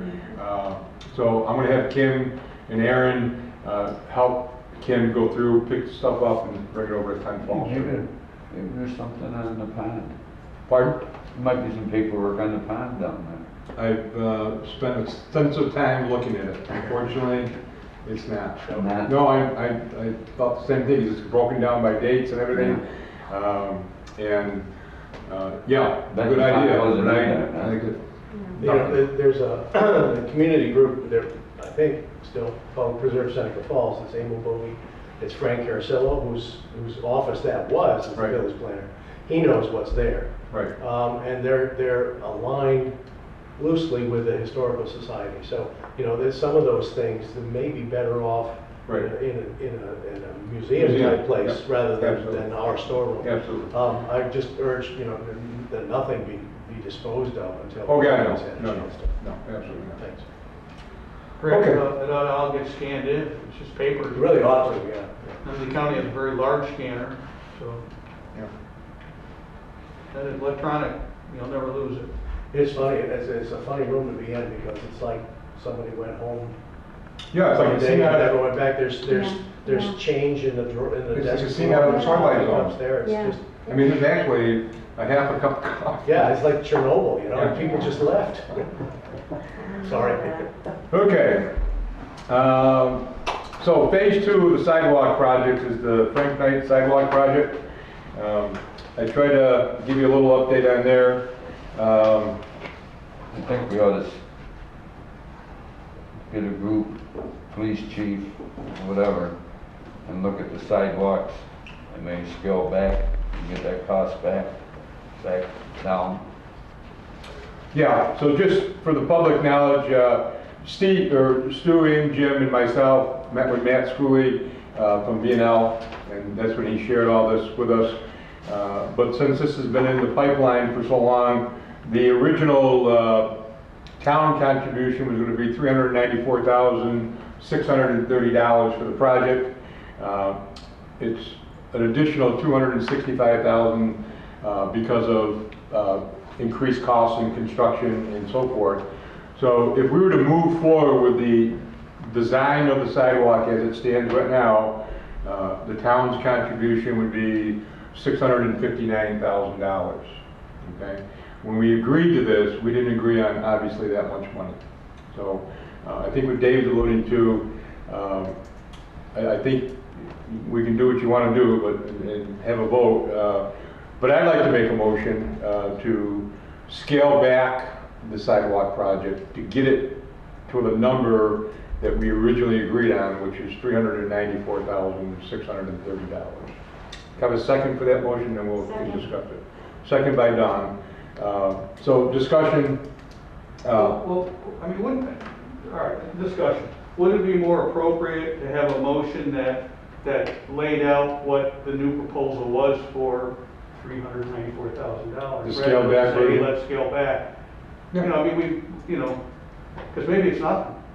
You know, by the time you scale it back and add more time to it, perhaps it's, but that makes more sense to me. Put it in front of us, Okay. what the project proposal is, and then we decide whether that's the way we want to Because go. the truth may be somewhere in the middle. I mean, there may be something, a street or a block not in the scaled back version that is in the.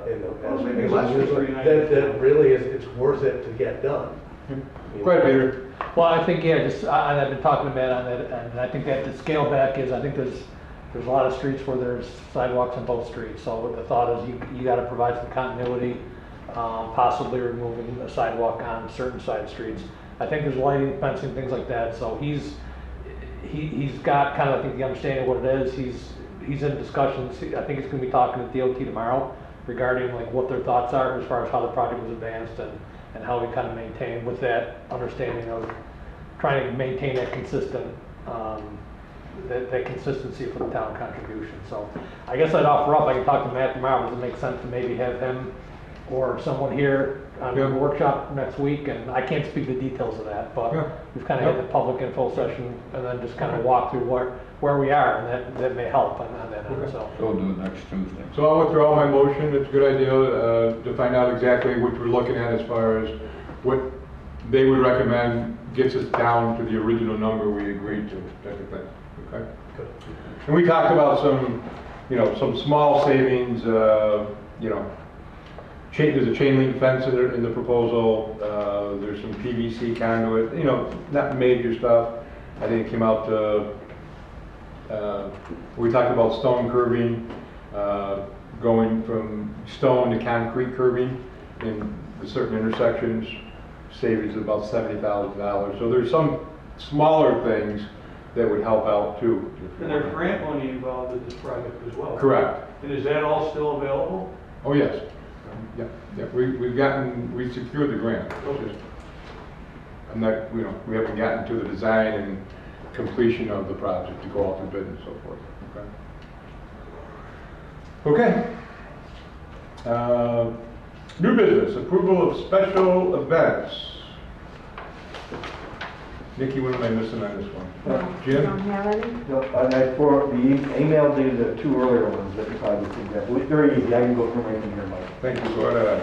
So, one is for the Democratic Committee wants to have a caucus in People's Park, and this would be tomorrow night.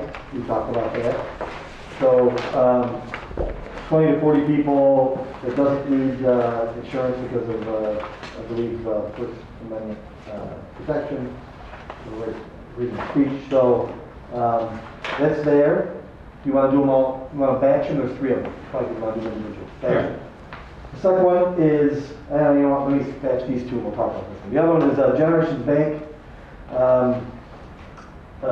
wants to do a Women Take the Stage event.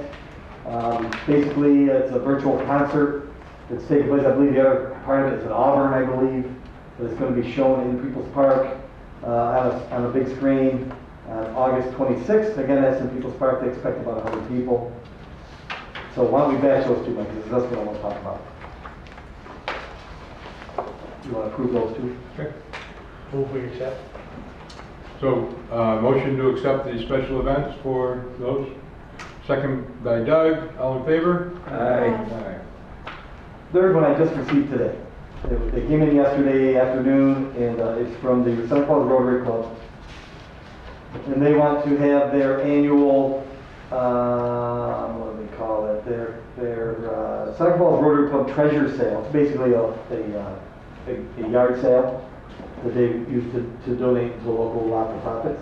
They want to have it in People's Park on August 1st, 2020. Estimated attendance on and off is from 9 to 4 for 50 people. The reason I want to talk to you guys about this is that if weather is a problem, we want to move it into the community center gym. At that point, we will have some protocols in place for use of the gym, for safety and all that kind of stuff. We just had the election in there last week, so I just want to give you guys a heads up. They want it in People's Park, but the contingency is that the weather's bad. They want to move it into the gym on this. That's a Sunday, August 1st. How many people, Jim, do you know? 50. So, and the gym is easy to spread out. I think we can make that work without too much trouble. And that meets the meeting requirements, type of thing. Right now it's 15 below, correct? So just wanted to make sure you guys are aware of what they were asking for.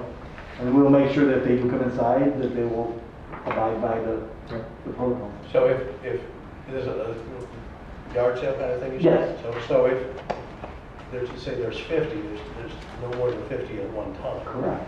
So at some point, they may have to do the Walmart route where they're counting people going in. Jan Duffy sent me a thing saying that they would have somebody at the door with a counter.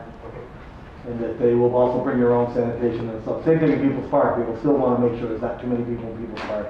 We'll make sure everybody's separated and do all that. So, and of course, we'll monitor that and we'll have somebody on staff to make sure that they're doing the right thing. Okay, well, that's the other one. So it's the Seneca Falls Rotary Club's Rotary Club Treasure Sale, Sunday, August 1st, 9 to 4 in Depot Park. You said the other one was August 26th for generation. Correct. All right, I make a motion to accept that special events application. Second? Second. All in favor? Aye. Aye. Very good, thank you. Thanks, Jim. Do they need insurance? Excuse me. Then they've already provided insurance, it came with the Private application. insurance. Yep. Okay, Generations did too, they submitted it already, so. Okay. Peter, you want to do this tonight, right? Yeah, I think that's. Yeah, absolutely. Conditional award bid carbon dioxide feed system. I have a resolution for the town to award for the pH adjustment system for the water treatment plant. I don't have to read the whole whereas, do I? You don't have to, as long as Nikki has it for the minutes and all the town board members have it in writing. Okay. The town received a single bid from Coister Associates for a carbon dioxide feed system, which is read aloud at the public bid opening on June 26, 2020, with a value of $219,000. And the bid has been reviewed, determined to be full compliance with the bidding requirements, and a recommendation of award letter has been prepared and submitted to the town. We only have one bidder, right, Peter? Yeah, it's competitively bid. It was advertised in Frank Lakes Times. It was advertised on the plan rooms and the local plan rooms. It's a proprietary technology. There's really only one player in town that provides that. It's a safer alternative to pH adjustment versus acid addition. Okay. I make a motion we accept this bid for the pH adjustment system for the water treatment plant. Have a second? Second. Any further discussion? And that was that budgeted for, that's in the budget? Absolutely. 219,000? Yeah. All in favor? Aye. Aye. Opposed? Nikki, you want to keep this in the file, or do you want me to give Yeah, it to put it you? right in the file. Nothing I have to sign off on? No, this one is just a straight up resolution. Yeah. Nikki would have to Yep. record it, that's all. Okay, a new business, recognize D&D Drive for 911 purposes only. This is a driveway off of Smith and Tyler Avenue. I make a motion to recognize D&D Drive for 911 purposes only. Can I have a second, please? Second. Discussion. So, Yeah, can you explain it a little bit? sure, yeah. So this is a long-standing family. The Robinette family, Mark Robinette, has Robinette Driveway or Robinette something there. Robinette Drive. Right, where he built his house a long time ago, and then recently his two sister-in-laws moved over into the same area, and they just want to recognize this D&D Drive. It's not like they're dedicating the road to Seneca Falls. It's not like it's going to be paved. We don't maintain it.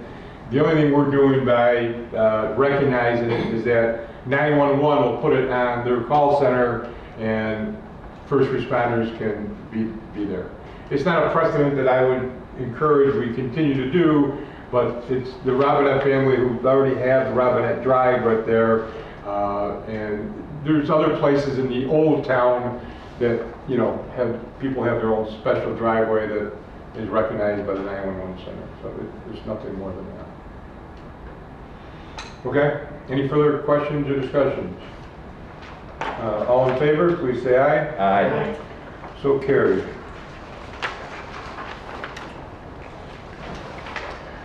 Okay, and a resolution, whereas the Highway Department would like to increase the 6 part-time workers from minimum wage status of $11.80 to $12.80, whereas these workers have taken on more work in past years and worked real hard for the town. Money was put in the budget last year for these raises.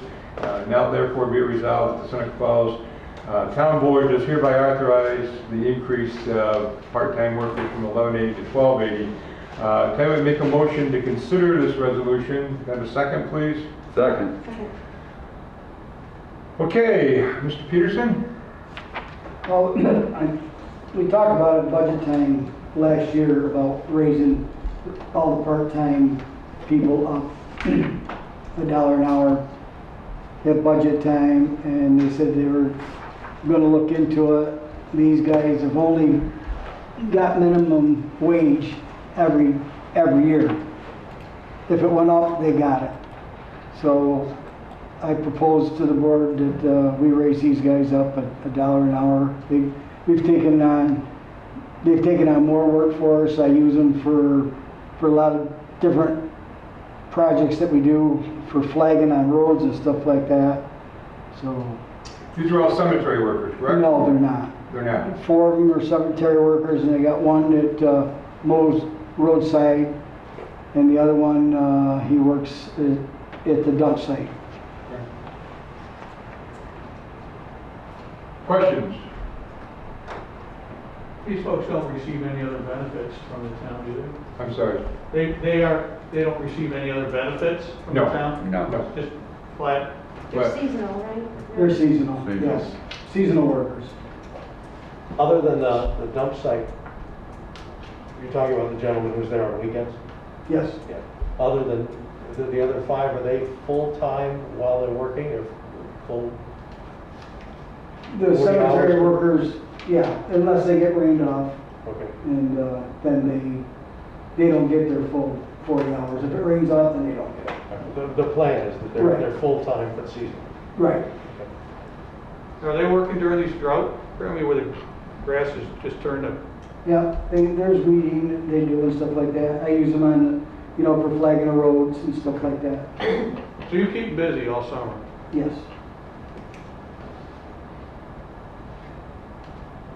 Any other questions? Okay, all in favor of accepting the resolution that the Seneca Falls Town Board authorized the increase for 6 part-time workers from 1180 to 1280, please say aye. Aye. Opposed? No one opposed? So carried. Thank you. We can get them started on Seneca Lane. All right. Please. Okay, East Barrett Street Culvert, Garden Street Culvert.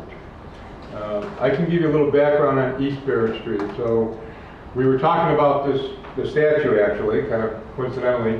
And if you've been over there, there's a serious problem with erosion on that property. We have a very large, Jim, I don't know, how big is that pipe, you think, 12-inch drainage pipe? No, I believe it's either 18 or 24. I believe it's 18. Okay. So it's a large drainage pipe that drains part of Barrett Street and that part of town, which would be east of the other Barrett Street culvert pipe. And over time, it's eroded. So it's a very unsafe situation.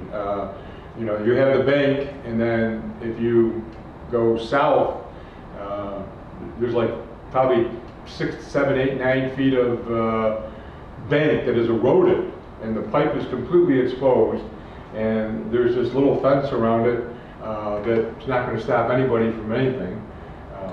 So it really needs to be fixed.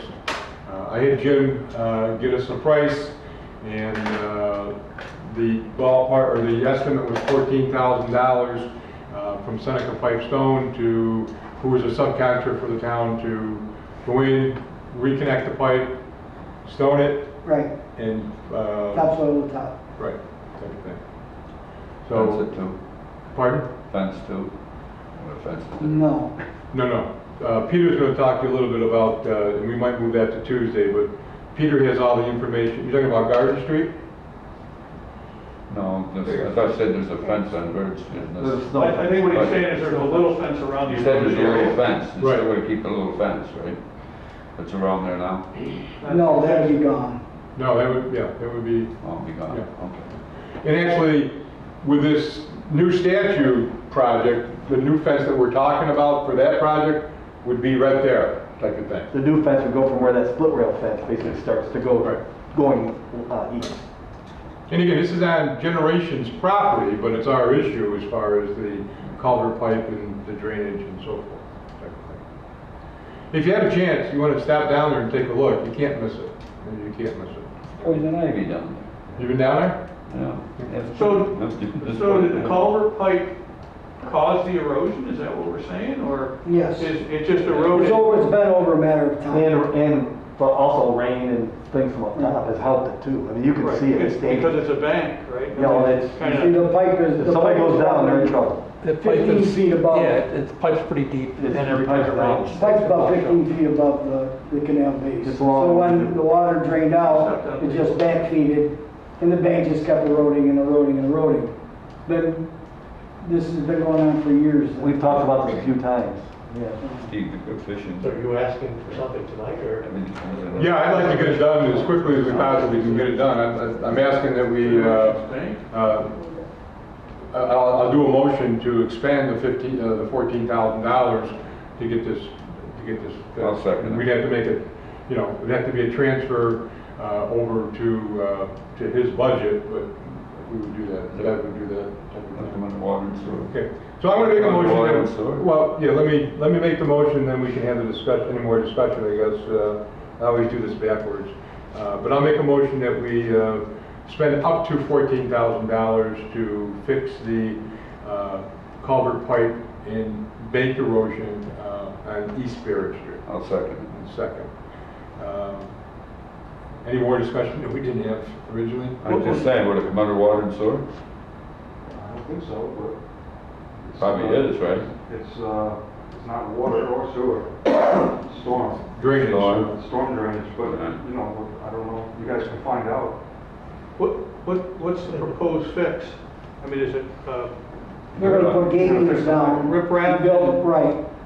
Build that up, then put the pipe in and slope it right to the canal. Then build it with stone? riprap all the way up Okay. to about a foot at the top of the level, and then put topsoil on top of All that. right, good.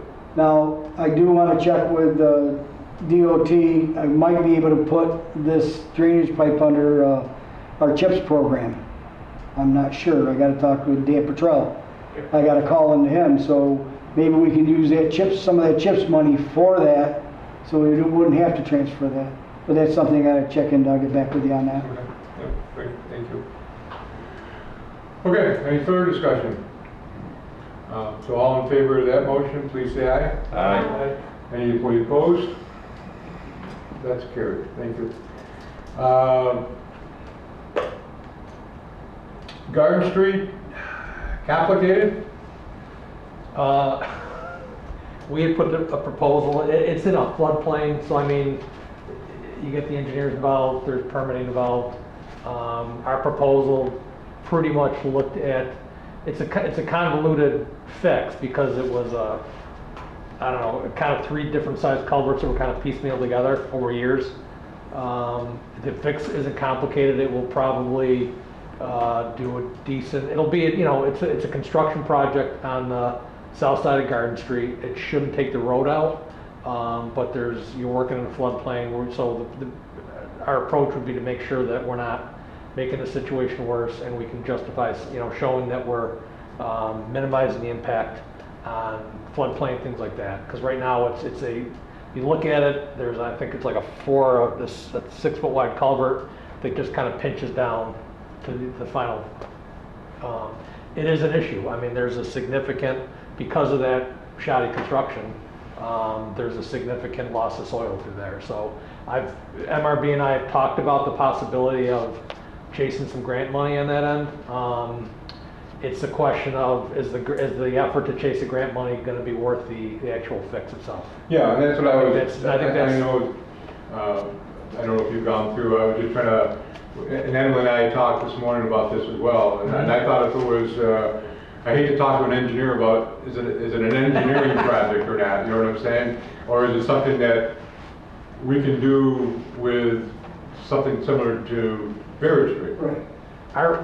our fee for this is more than what Jim just quoted for. I mean, that's, just to put in perspective, it's a lot of money to kind of make that formalized assessment on that end, so I think. So did he look at that, Jim, by any chance? No, they did not, because I was waiting on the engineers here, but I'm working with those guys tomorrow, and I will get with them, and I'll get a price on that also for you. So again, we have a pretty, our scope's pretty detailed, so I think it's probably worth looking at. You will need a permit to do the work because you're in the floodplain. I think it's probably worth streamlining that to let's just get the permit application and not worry. So, I mean, there was a lot of things we had in there above and beyond. I want to go back and discuss with my environmental group to kind of put that original scope together to see how we can, you know, possibly streamline it. Because I think there's a lot there when I hear what the local guys can do it for. I don't want to do a project that's Right. more engineering, that the engineers cost more than the actual work itself. Jim, can you have that for Tuesday? What's that? Can you have it for Tuesday? Yeah, Yeah, next you Tuesday. mean Garbage what it would street, yeah. cost for garbage street? So yeah, if you're meeting them, Seneca Stone, just give me, I mean, if I can try to get down there, I can send someone down there to kind of get a sense too. So if Yeah. that's, if they're coming down there, we can, I'll email you. okay. Okay.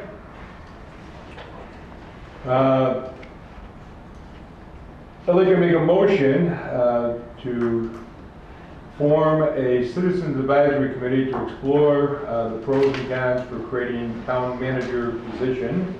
Have a second, please. Second. Discussion.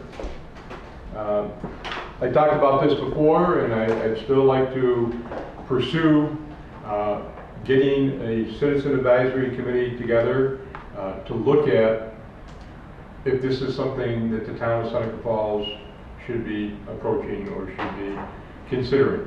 Okay, I'm not asking that we appoint a town manager tonight. I'm asking that we look into it through a citizens committee that anybody can be on. At one point, there was an individual in the community who would volunteer his time, but he wanted to do it with the board's blessing, and then he would possibly go out and get people to join him, type of thing. Now, we went through that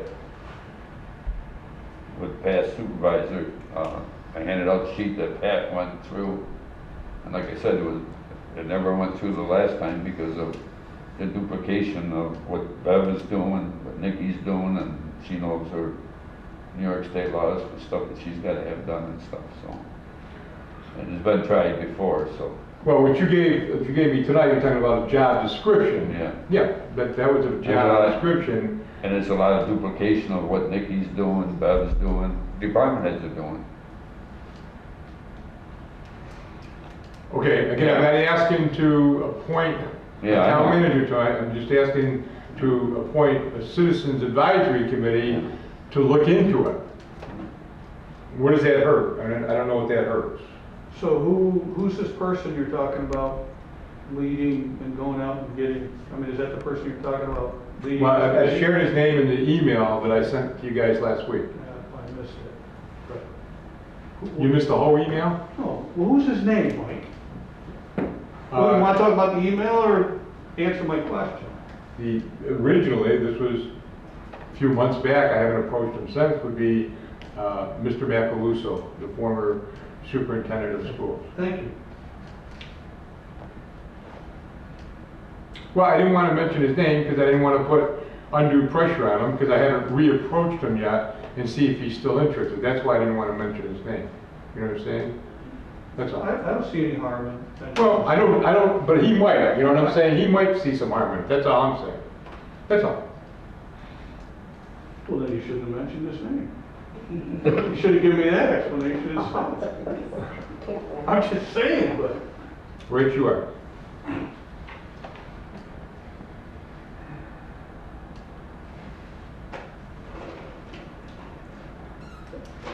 No discussion.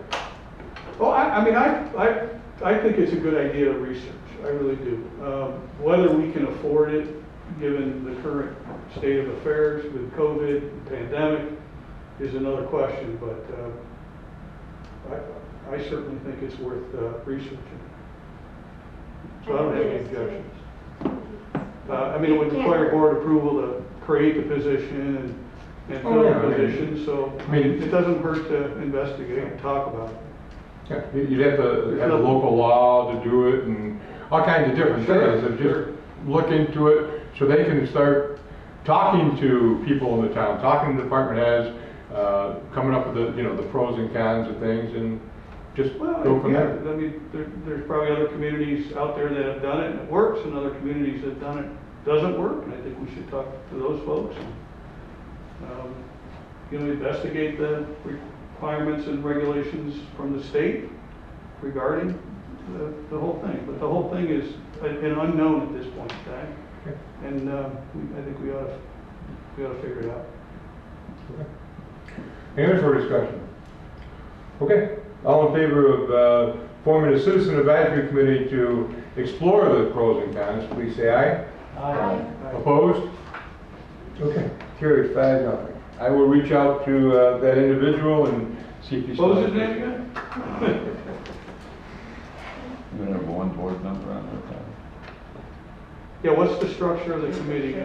I think I can talk to him. I think one board member would be a great idea, myself. But anybody can attend it, right? It's going to be a committee meeting, so it's probably open, it's going to be open to the public, correct? Yeah.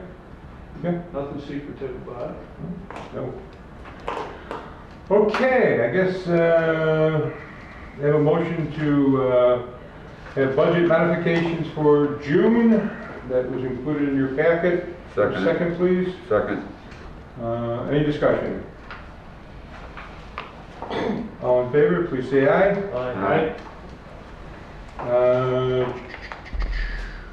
A resolution, a resolution for the use of solar, use-side solar permit application in the town. Can I have a second, please?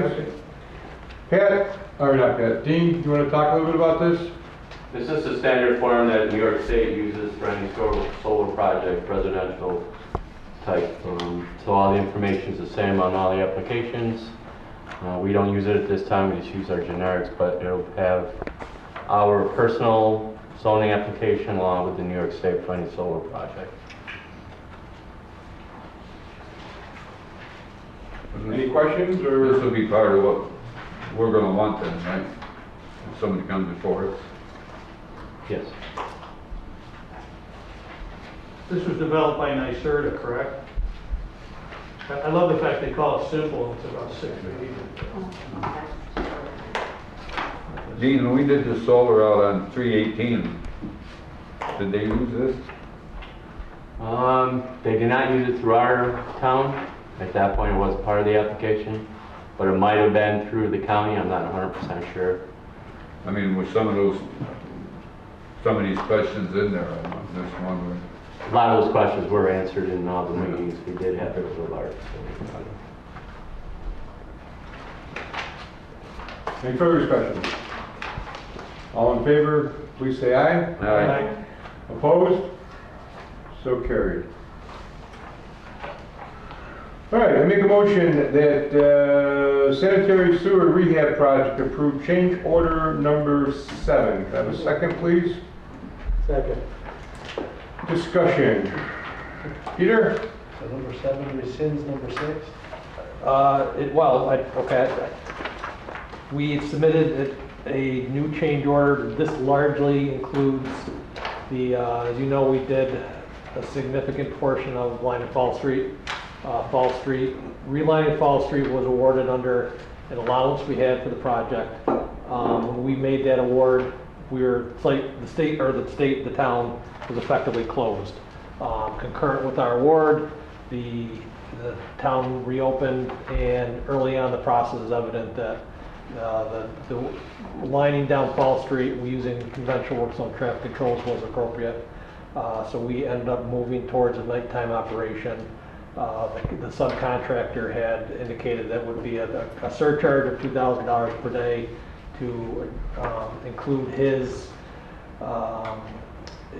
personnel, additional safety precautions, lighting, the work at night, the additional work for work zone traffic controls through lighting, which is effectively a lot more of just kind of keeping Fall Street closed. It was work between typically I think they work for about 12 hours. It went from about 8 to 8 in the morning as far as setup and final setup and then final demobilization. For Fall Street, I think they worked on 4 nights, and then there was some work zone traffic control required on Auburn Road as well. A lot of that, everything I'm talking about was awarded as an additional item from the original contract under the allowance. So we looked at the cost for that. So right now, we're looking at the final adjustments after this change order to kind of, our target here is to maximize how much pipe we lined. The target there was at $3.005 million project threshold. So right now with that, we did have some contingencies, so this work would be completed within the contingencies on that end. Kind of a carryover from last month on the same change order. We have ordered change orders in the past. They've been effectively zero cost change orders. This one increases the contractor's overall cost. And then next month, they'll have another change order as well. That'll be kind of the final correction for the overall project. So essentially we go through kind of an over-unders process, looking at the quantities that were completed. When that process is done, we can look at the final work that needs to happen and make sure that we're operating within that overall project budget. That being said, there are some lines that were awarded last month that right now we haven't removed from the contractor yet, but the discussion would be if the town chooses to continue with those additional lines, which right now we can remove those lines from the project, then the overall budget really will exceed that $3.005 million. That's work that the contractor come back and complete later on as a punch list. So that's basically the way this change order is set up right now. Is we're assuming we will remove, in order to meet the project budget, we'll remove a couple lines that would have to happen basically in the next month or so. So I think that's kind of the gist of it. This really costs, covers costs for the nighttime work. Which keeps it all in the projected cost. I've got a bucket of $3 million right now, and that's the objective, is to maintain that. And if we want to award additional work, that would be essentially coming out of the sewer fund and would not necessarily be eligible for reimbursement from the. And have you done the math yet on what part removing some of the planned line that we were going to do? Have you done the budget on how much, if we decide to get that done now, how much additional money that would be? Yes. You know what I'm saying? So yeah, that's something I think come Tuesday night, that's a better opportunity to. Right. There's I'm throwing a lot of eggs, so Tuesday's a great opportunity. We can kind of walk through where we are with the project. Right. On that end. I mean, I have my opinions on whether or not the work that we didn't award, the work we did in Fall Street was critical. There was one pipe in Fall Street that was really bad condition. I'm glad it's done. And it's a major trunk sewer. The additional work we had that we're removing, there's certainly pipes that need to be done.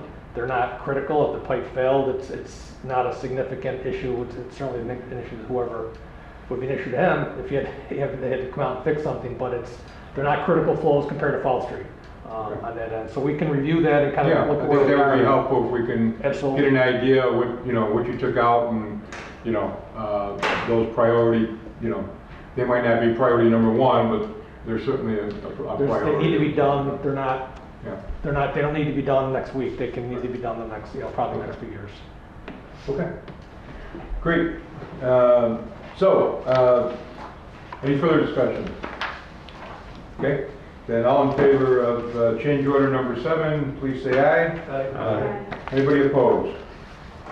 So carried.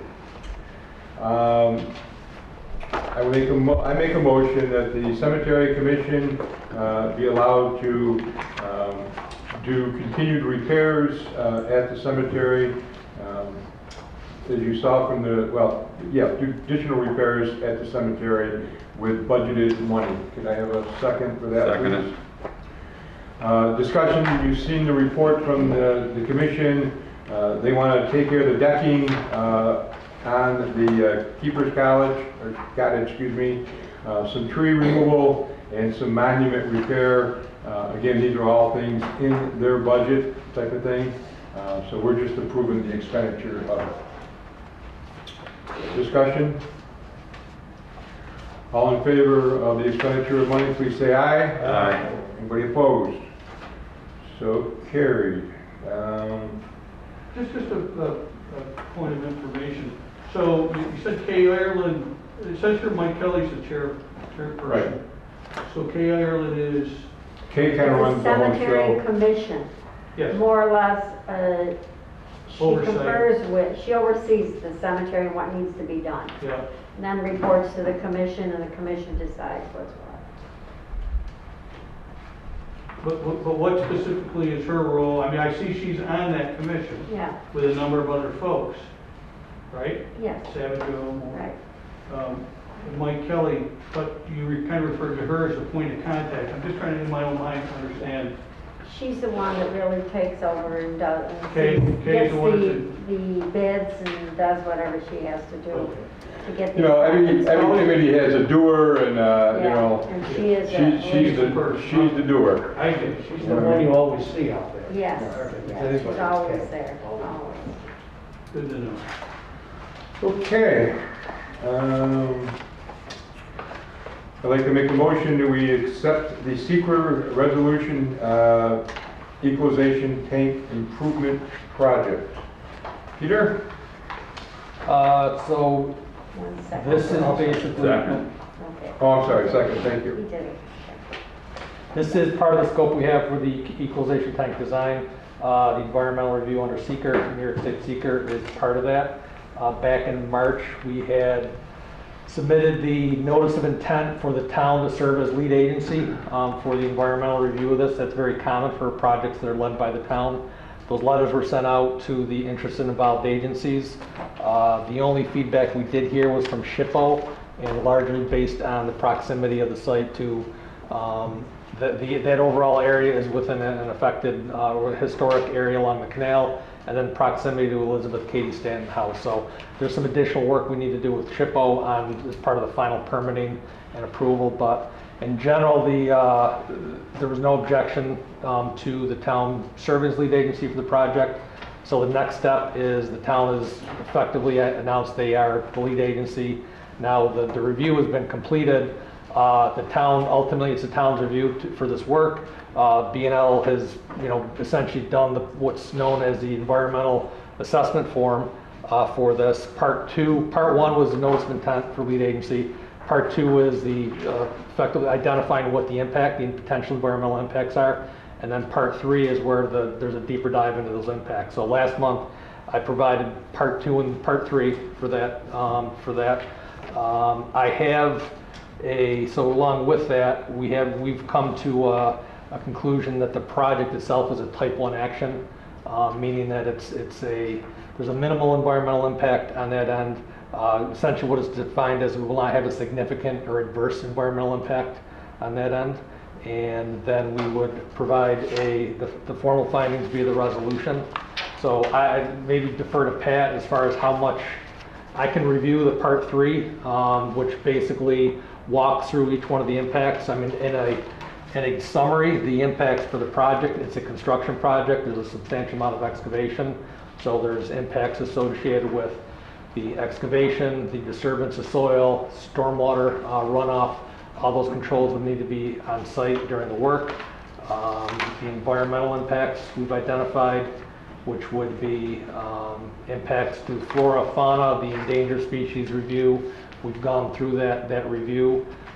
Any work you do within upstate New York, it's subject to the Indiana bat and the northern long-eared bat are always at play. The mitigation there is to essentially do tree disturbance at certain times of the year during the non-migratory or the hibernation season when the bats are not active.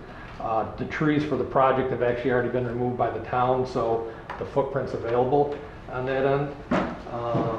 So as part of this project, we've identified the impacts and how we would mitigate on land via the construction. Impacts on surface water. The work is going to require a stream disturbance because the actual area is right by there's a tributary to the Seneca River that drains right through the treatment plant. So we would have a stream disturbance permit with the Corps of Engineers. We'd be working on near the stream bank, not necessarily in the stream bank itself. The stream bank is also a floodway, a 100-year floodway as well. And then impacts to air. There's really no air impact for this. There certainly would be some short-term emissions associated with the operation of construction equipment. We did review the impacts of plants and animals and discuss what they were. The tree clearing has been completed by the town prior to this, so there won't be any more tree clearing required. No impacts on agricultural resources, impacts on aesthetic resources, so this is where there is currently a large 3 million gallon rusted tank. The new configuration is actually going to be kind of set back into the bank on the town's upper parking lot. It'll be kind of cut into it, so there's actually going to be less of an impact for the final project. Certainly during work, it's going to be a heavy construction project on that end. Have you taken into consideration the green-eyed winged bat? Yes, we have. Yeah, we already talked about that. So that's, yes, the northern, we're not familiar with the green highway path, but we have taken that in consideration. Beyond that, I mean, there's really no, part of the work we did a wetland delineation. There are no wetlands in that area. So there's really no wetland permitting required, no impact to wetland on that end. Impacts to the transportation, there's going to be a local impact to Joe's crew coming in and out of the site during construction, but there won't be any impact really to local traffic. There's certainly going to be, there will be a net loss of soil, so there will be some soil coming off site that the contractor will have to find a home for, a development, sell it to landfill for cover on that end. Yeah, I mean, so us approving this is, we're basically approving it as a type 1, that's our determination, based on obviously what you've done type of thing, correct? The type 1 is really the classification of the project itself. That's usually has to do with how large of a project it is. And given the scale of this project, this is a type 1 application. That requires a coordinated review with other agencies. That was done by sending out a notice and seeking comments from the state agencies that are involved. And as Peter alluded to, the only state agency that submitted any comments was SHPO. It's called SHPO. What is that? State Historic Preservation Office. Yeah, there you go. So these, so the documents that everybody is flipping through here, I know I received it along with everybody else. We received it last month prior to last month's board meeting. So we've had some time with it. And I want to thank Peter for going through and specifically talking about the Indiana bat, because that seems to come up with every project. But there is, at the end there, we have over 10 pages for every impact that was noted on part 2. Part 3 goes through and specifically addresses each one and details how each of those impacts will be mitigated through various, whether it's doing the work at a particular time of year, or just the site itself, in the project itself mitigates the view shed impact from the canal by moving the tank away from the canal. So there's quite a lot of detailed information about how all of the impacts that have been noticed are being mitigated through the performance of this project. So if the board has any specific questions, certainly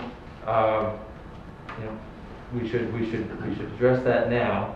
But otherwise, the papers before you are very thorough, and the top 2 pages are the resolution that the board would be adopting, which would accept the papers as presented. It would accept the part 3 mitigation that is described in it, and essentially be a finding by this board that the project will not have the potential for any adverse environmental impacts, and that's a negative declaration. So that's what is prepared before you. So, but if there's any discussion or any points you want some more information on, this would be the time to talk about that. Well, from what I can see, you, like you said, you only one with SHPO, and looking at that, they requested drawings for the, I guess, the height of the tank and everything here. And that was all answered to them, so. So we received this a month ago, completed Yeah. this entire thing? Yeah. Yeah, it was in our packet Again, last month. It was in the packet. You gotta hire an IT guy, kid. You know, I really do. Right then, maybe I could read this stuff and have him do my work. I like that idea. Well, I haven't read this whole thing, and it's really our responsibility as board members to review this entire packet. It really is. Otherwise, you're setting yourself up for an Article 78 and losing if you push comes to shove, right? If you haven't read it and said you have, and I haven't read it. I have. And I apologize. No problem. So, I mean, is this something we could act on at our special meeting on Tuesday? Yes. Yes. It's not, it is, quite frankly, the driver for this. I thought you where we wanted to have have it project- out tonight. Well, it'd be nice to do that, but I think the driver for this project, a lot of it is just, is the grant. So this project, there's a grant, a grant that the town's chasing, as Emily indicated before, there's been no announcement on that right now. So there's a lot of, we want to get all the boxes checked, and this is. Yeah, because, waiting till Tuesday isn't gonna. the WIA grant's not out, the CFA grant's not out. There's all kinds of bonding involved in this project, which all that has to be started. You guys have to do the performance part of it too, right? For everything. Is that the final design is all set, right? So we have a design that's and Bill's been provided that probably about a 70% stage. That's being basically, we're going through internal review. Joe's taking a look at it, and then that'll get sent to DEC. They'll take a look at that. And then So I mean, the quicker we get this in the DEC's hands, the quicker we can move along, type of thing.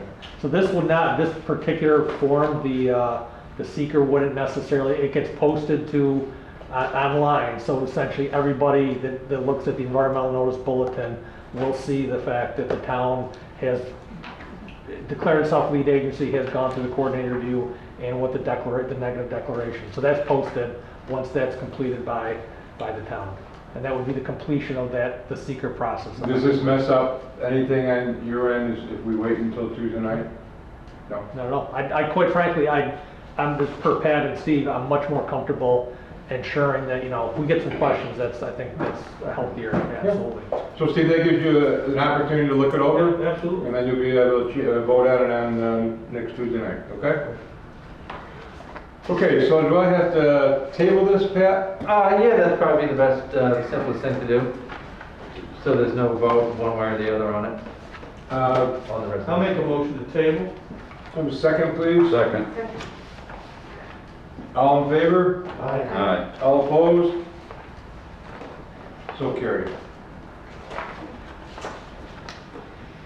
Nikki, you're going to put this back into the agenda, well, I mean for Tuesday night, right? Tuesday night, yep. Okay, we're gonna wait on, L and M for Tuesday night? Yep. Okay. Bear with me here. Okay. We have a resolution in front of us to authorize a lease agreement with Generations Bank. Whereas the town of Seneca Falls has the opportunity to receive a grant from the state of New York for a new statue commemorating the history of Seneca Falls. Whereas the town will need a temporary site for the statue until a permanent site can be located. Whereas Generations Bank has generously offered to allow the town to use a portion of its property in East Barrett Street for this purpose.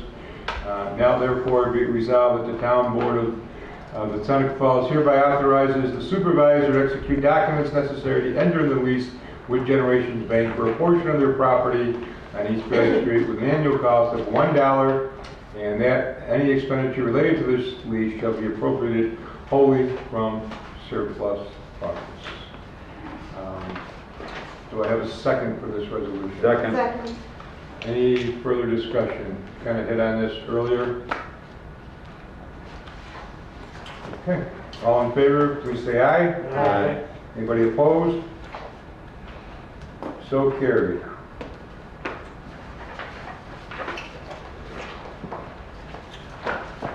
Okay, have a motion to accept the water and sewer credits for the month of June. This was in your packet as also. Second. Any discussion on this? All in favor, please say aye. Aye. So carried.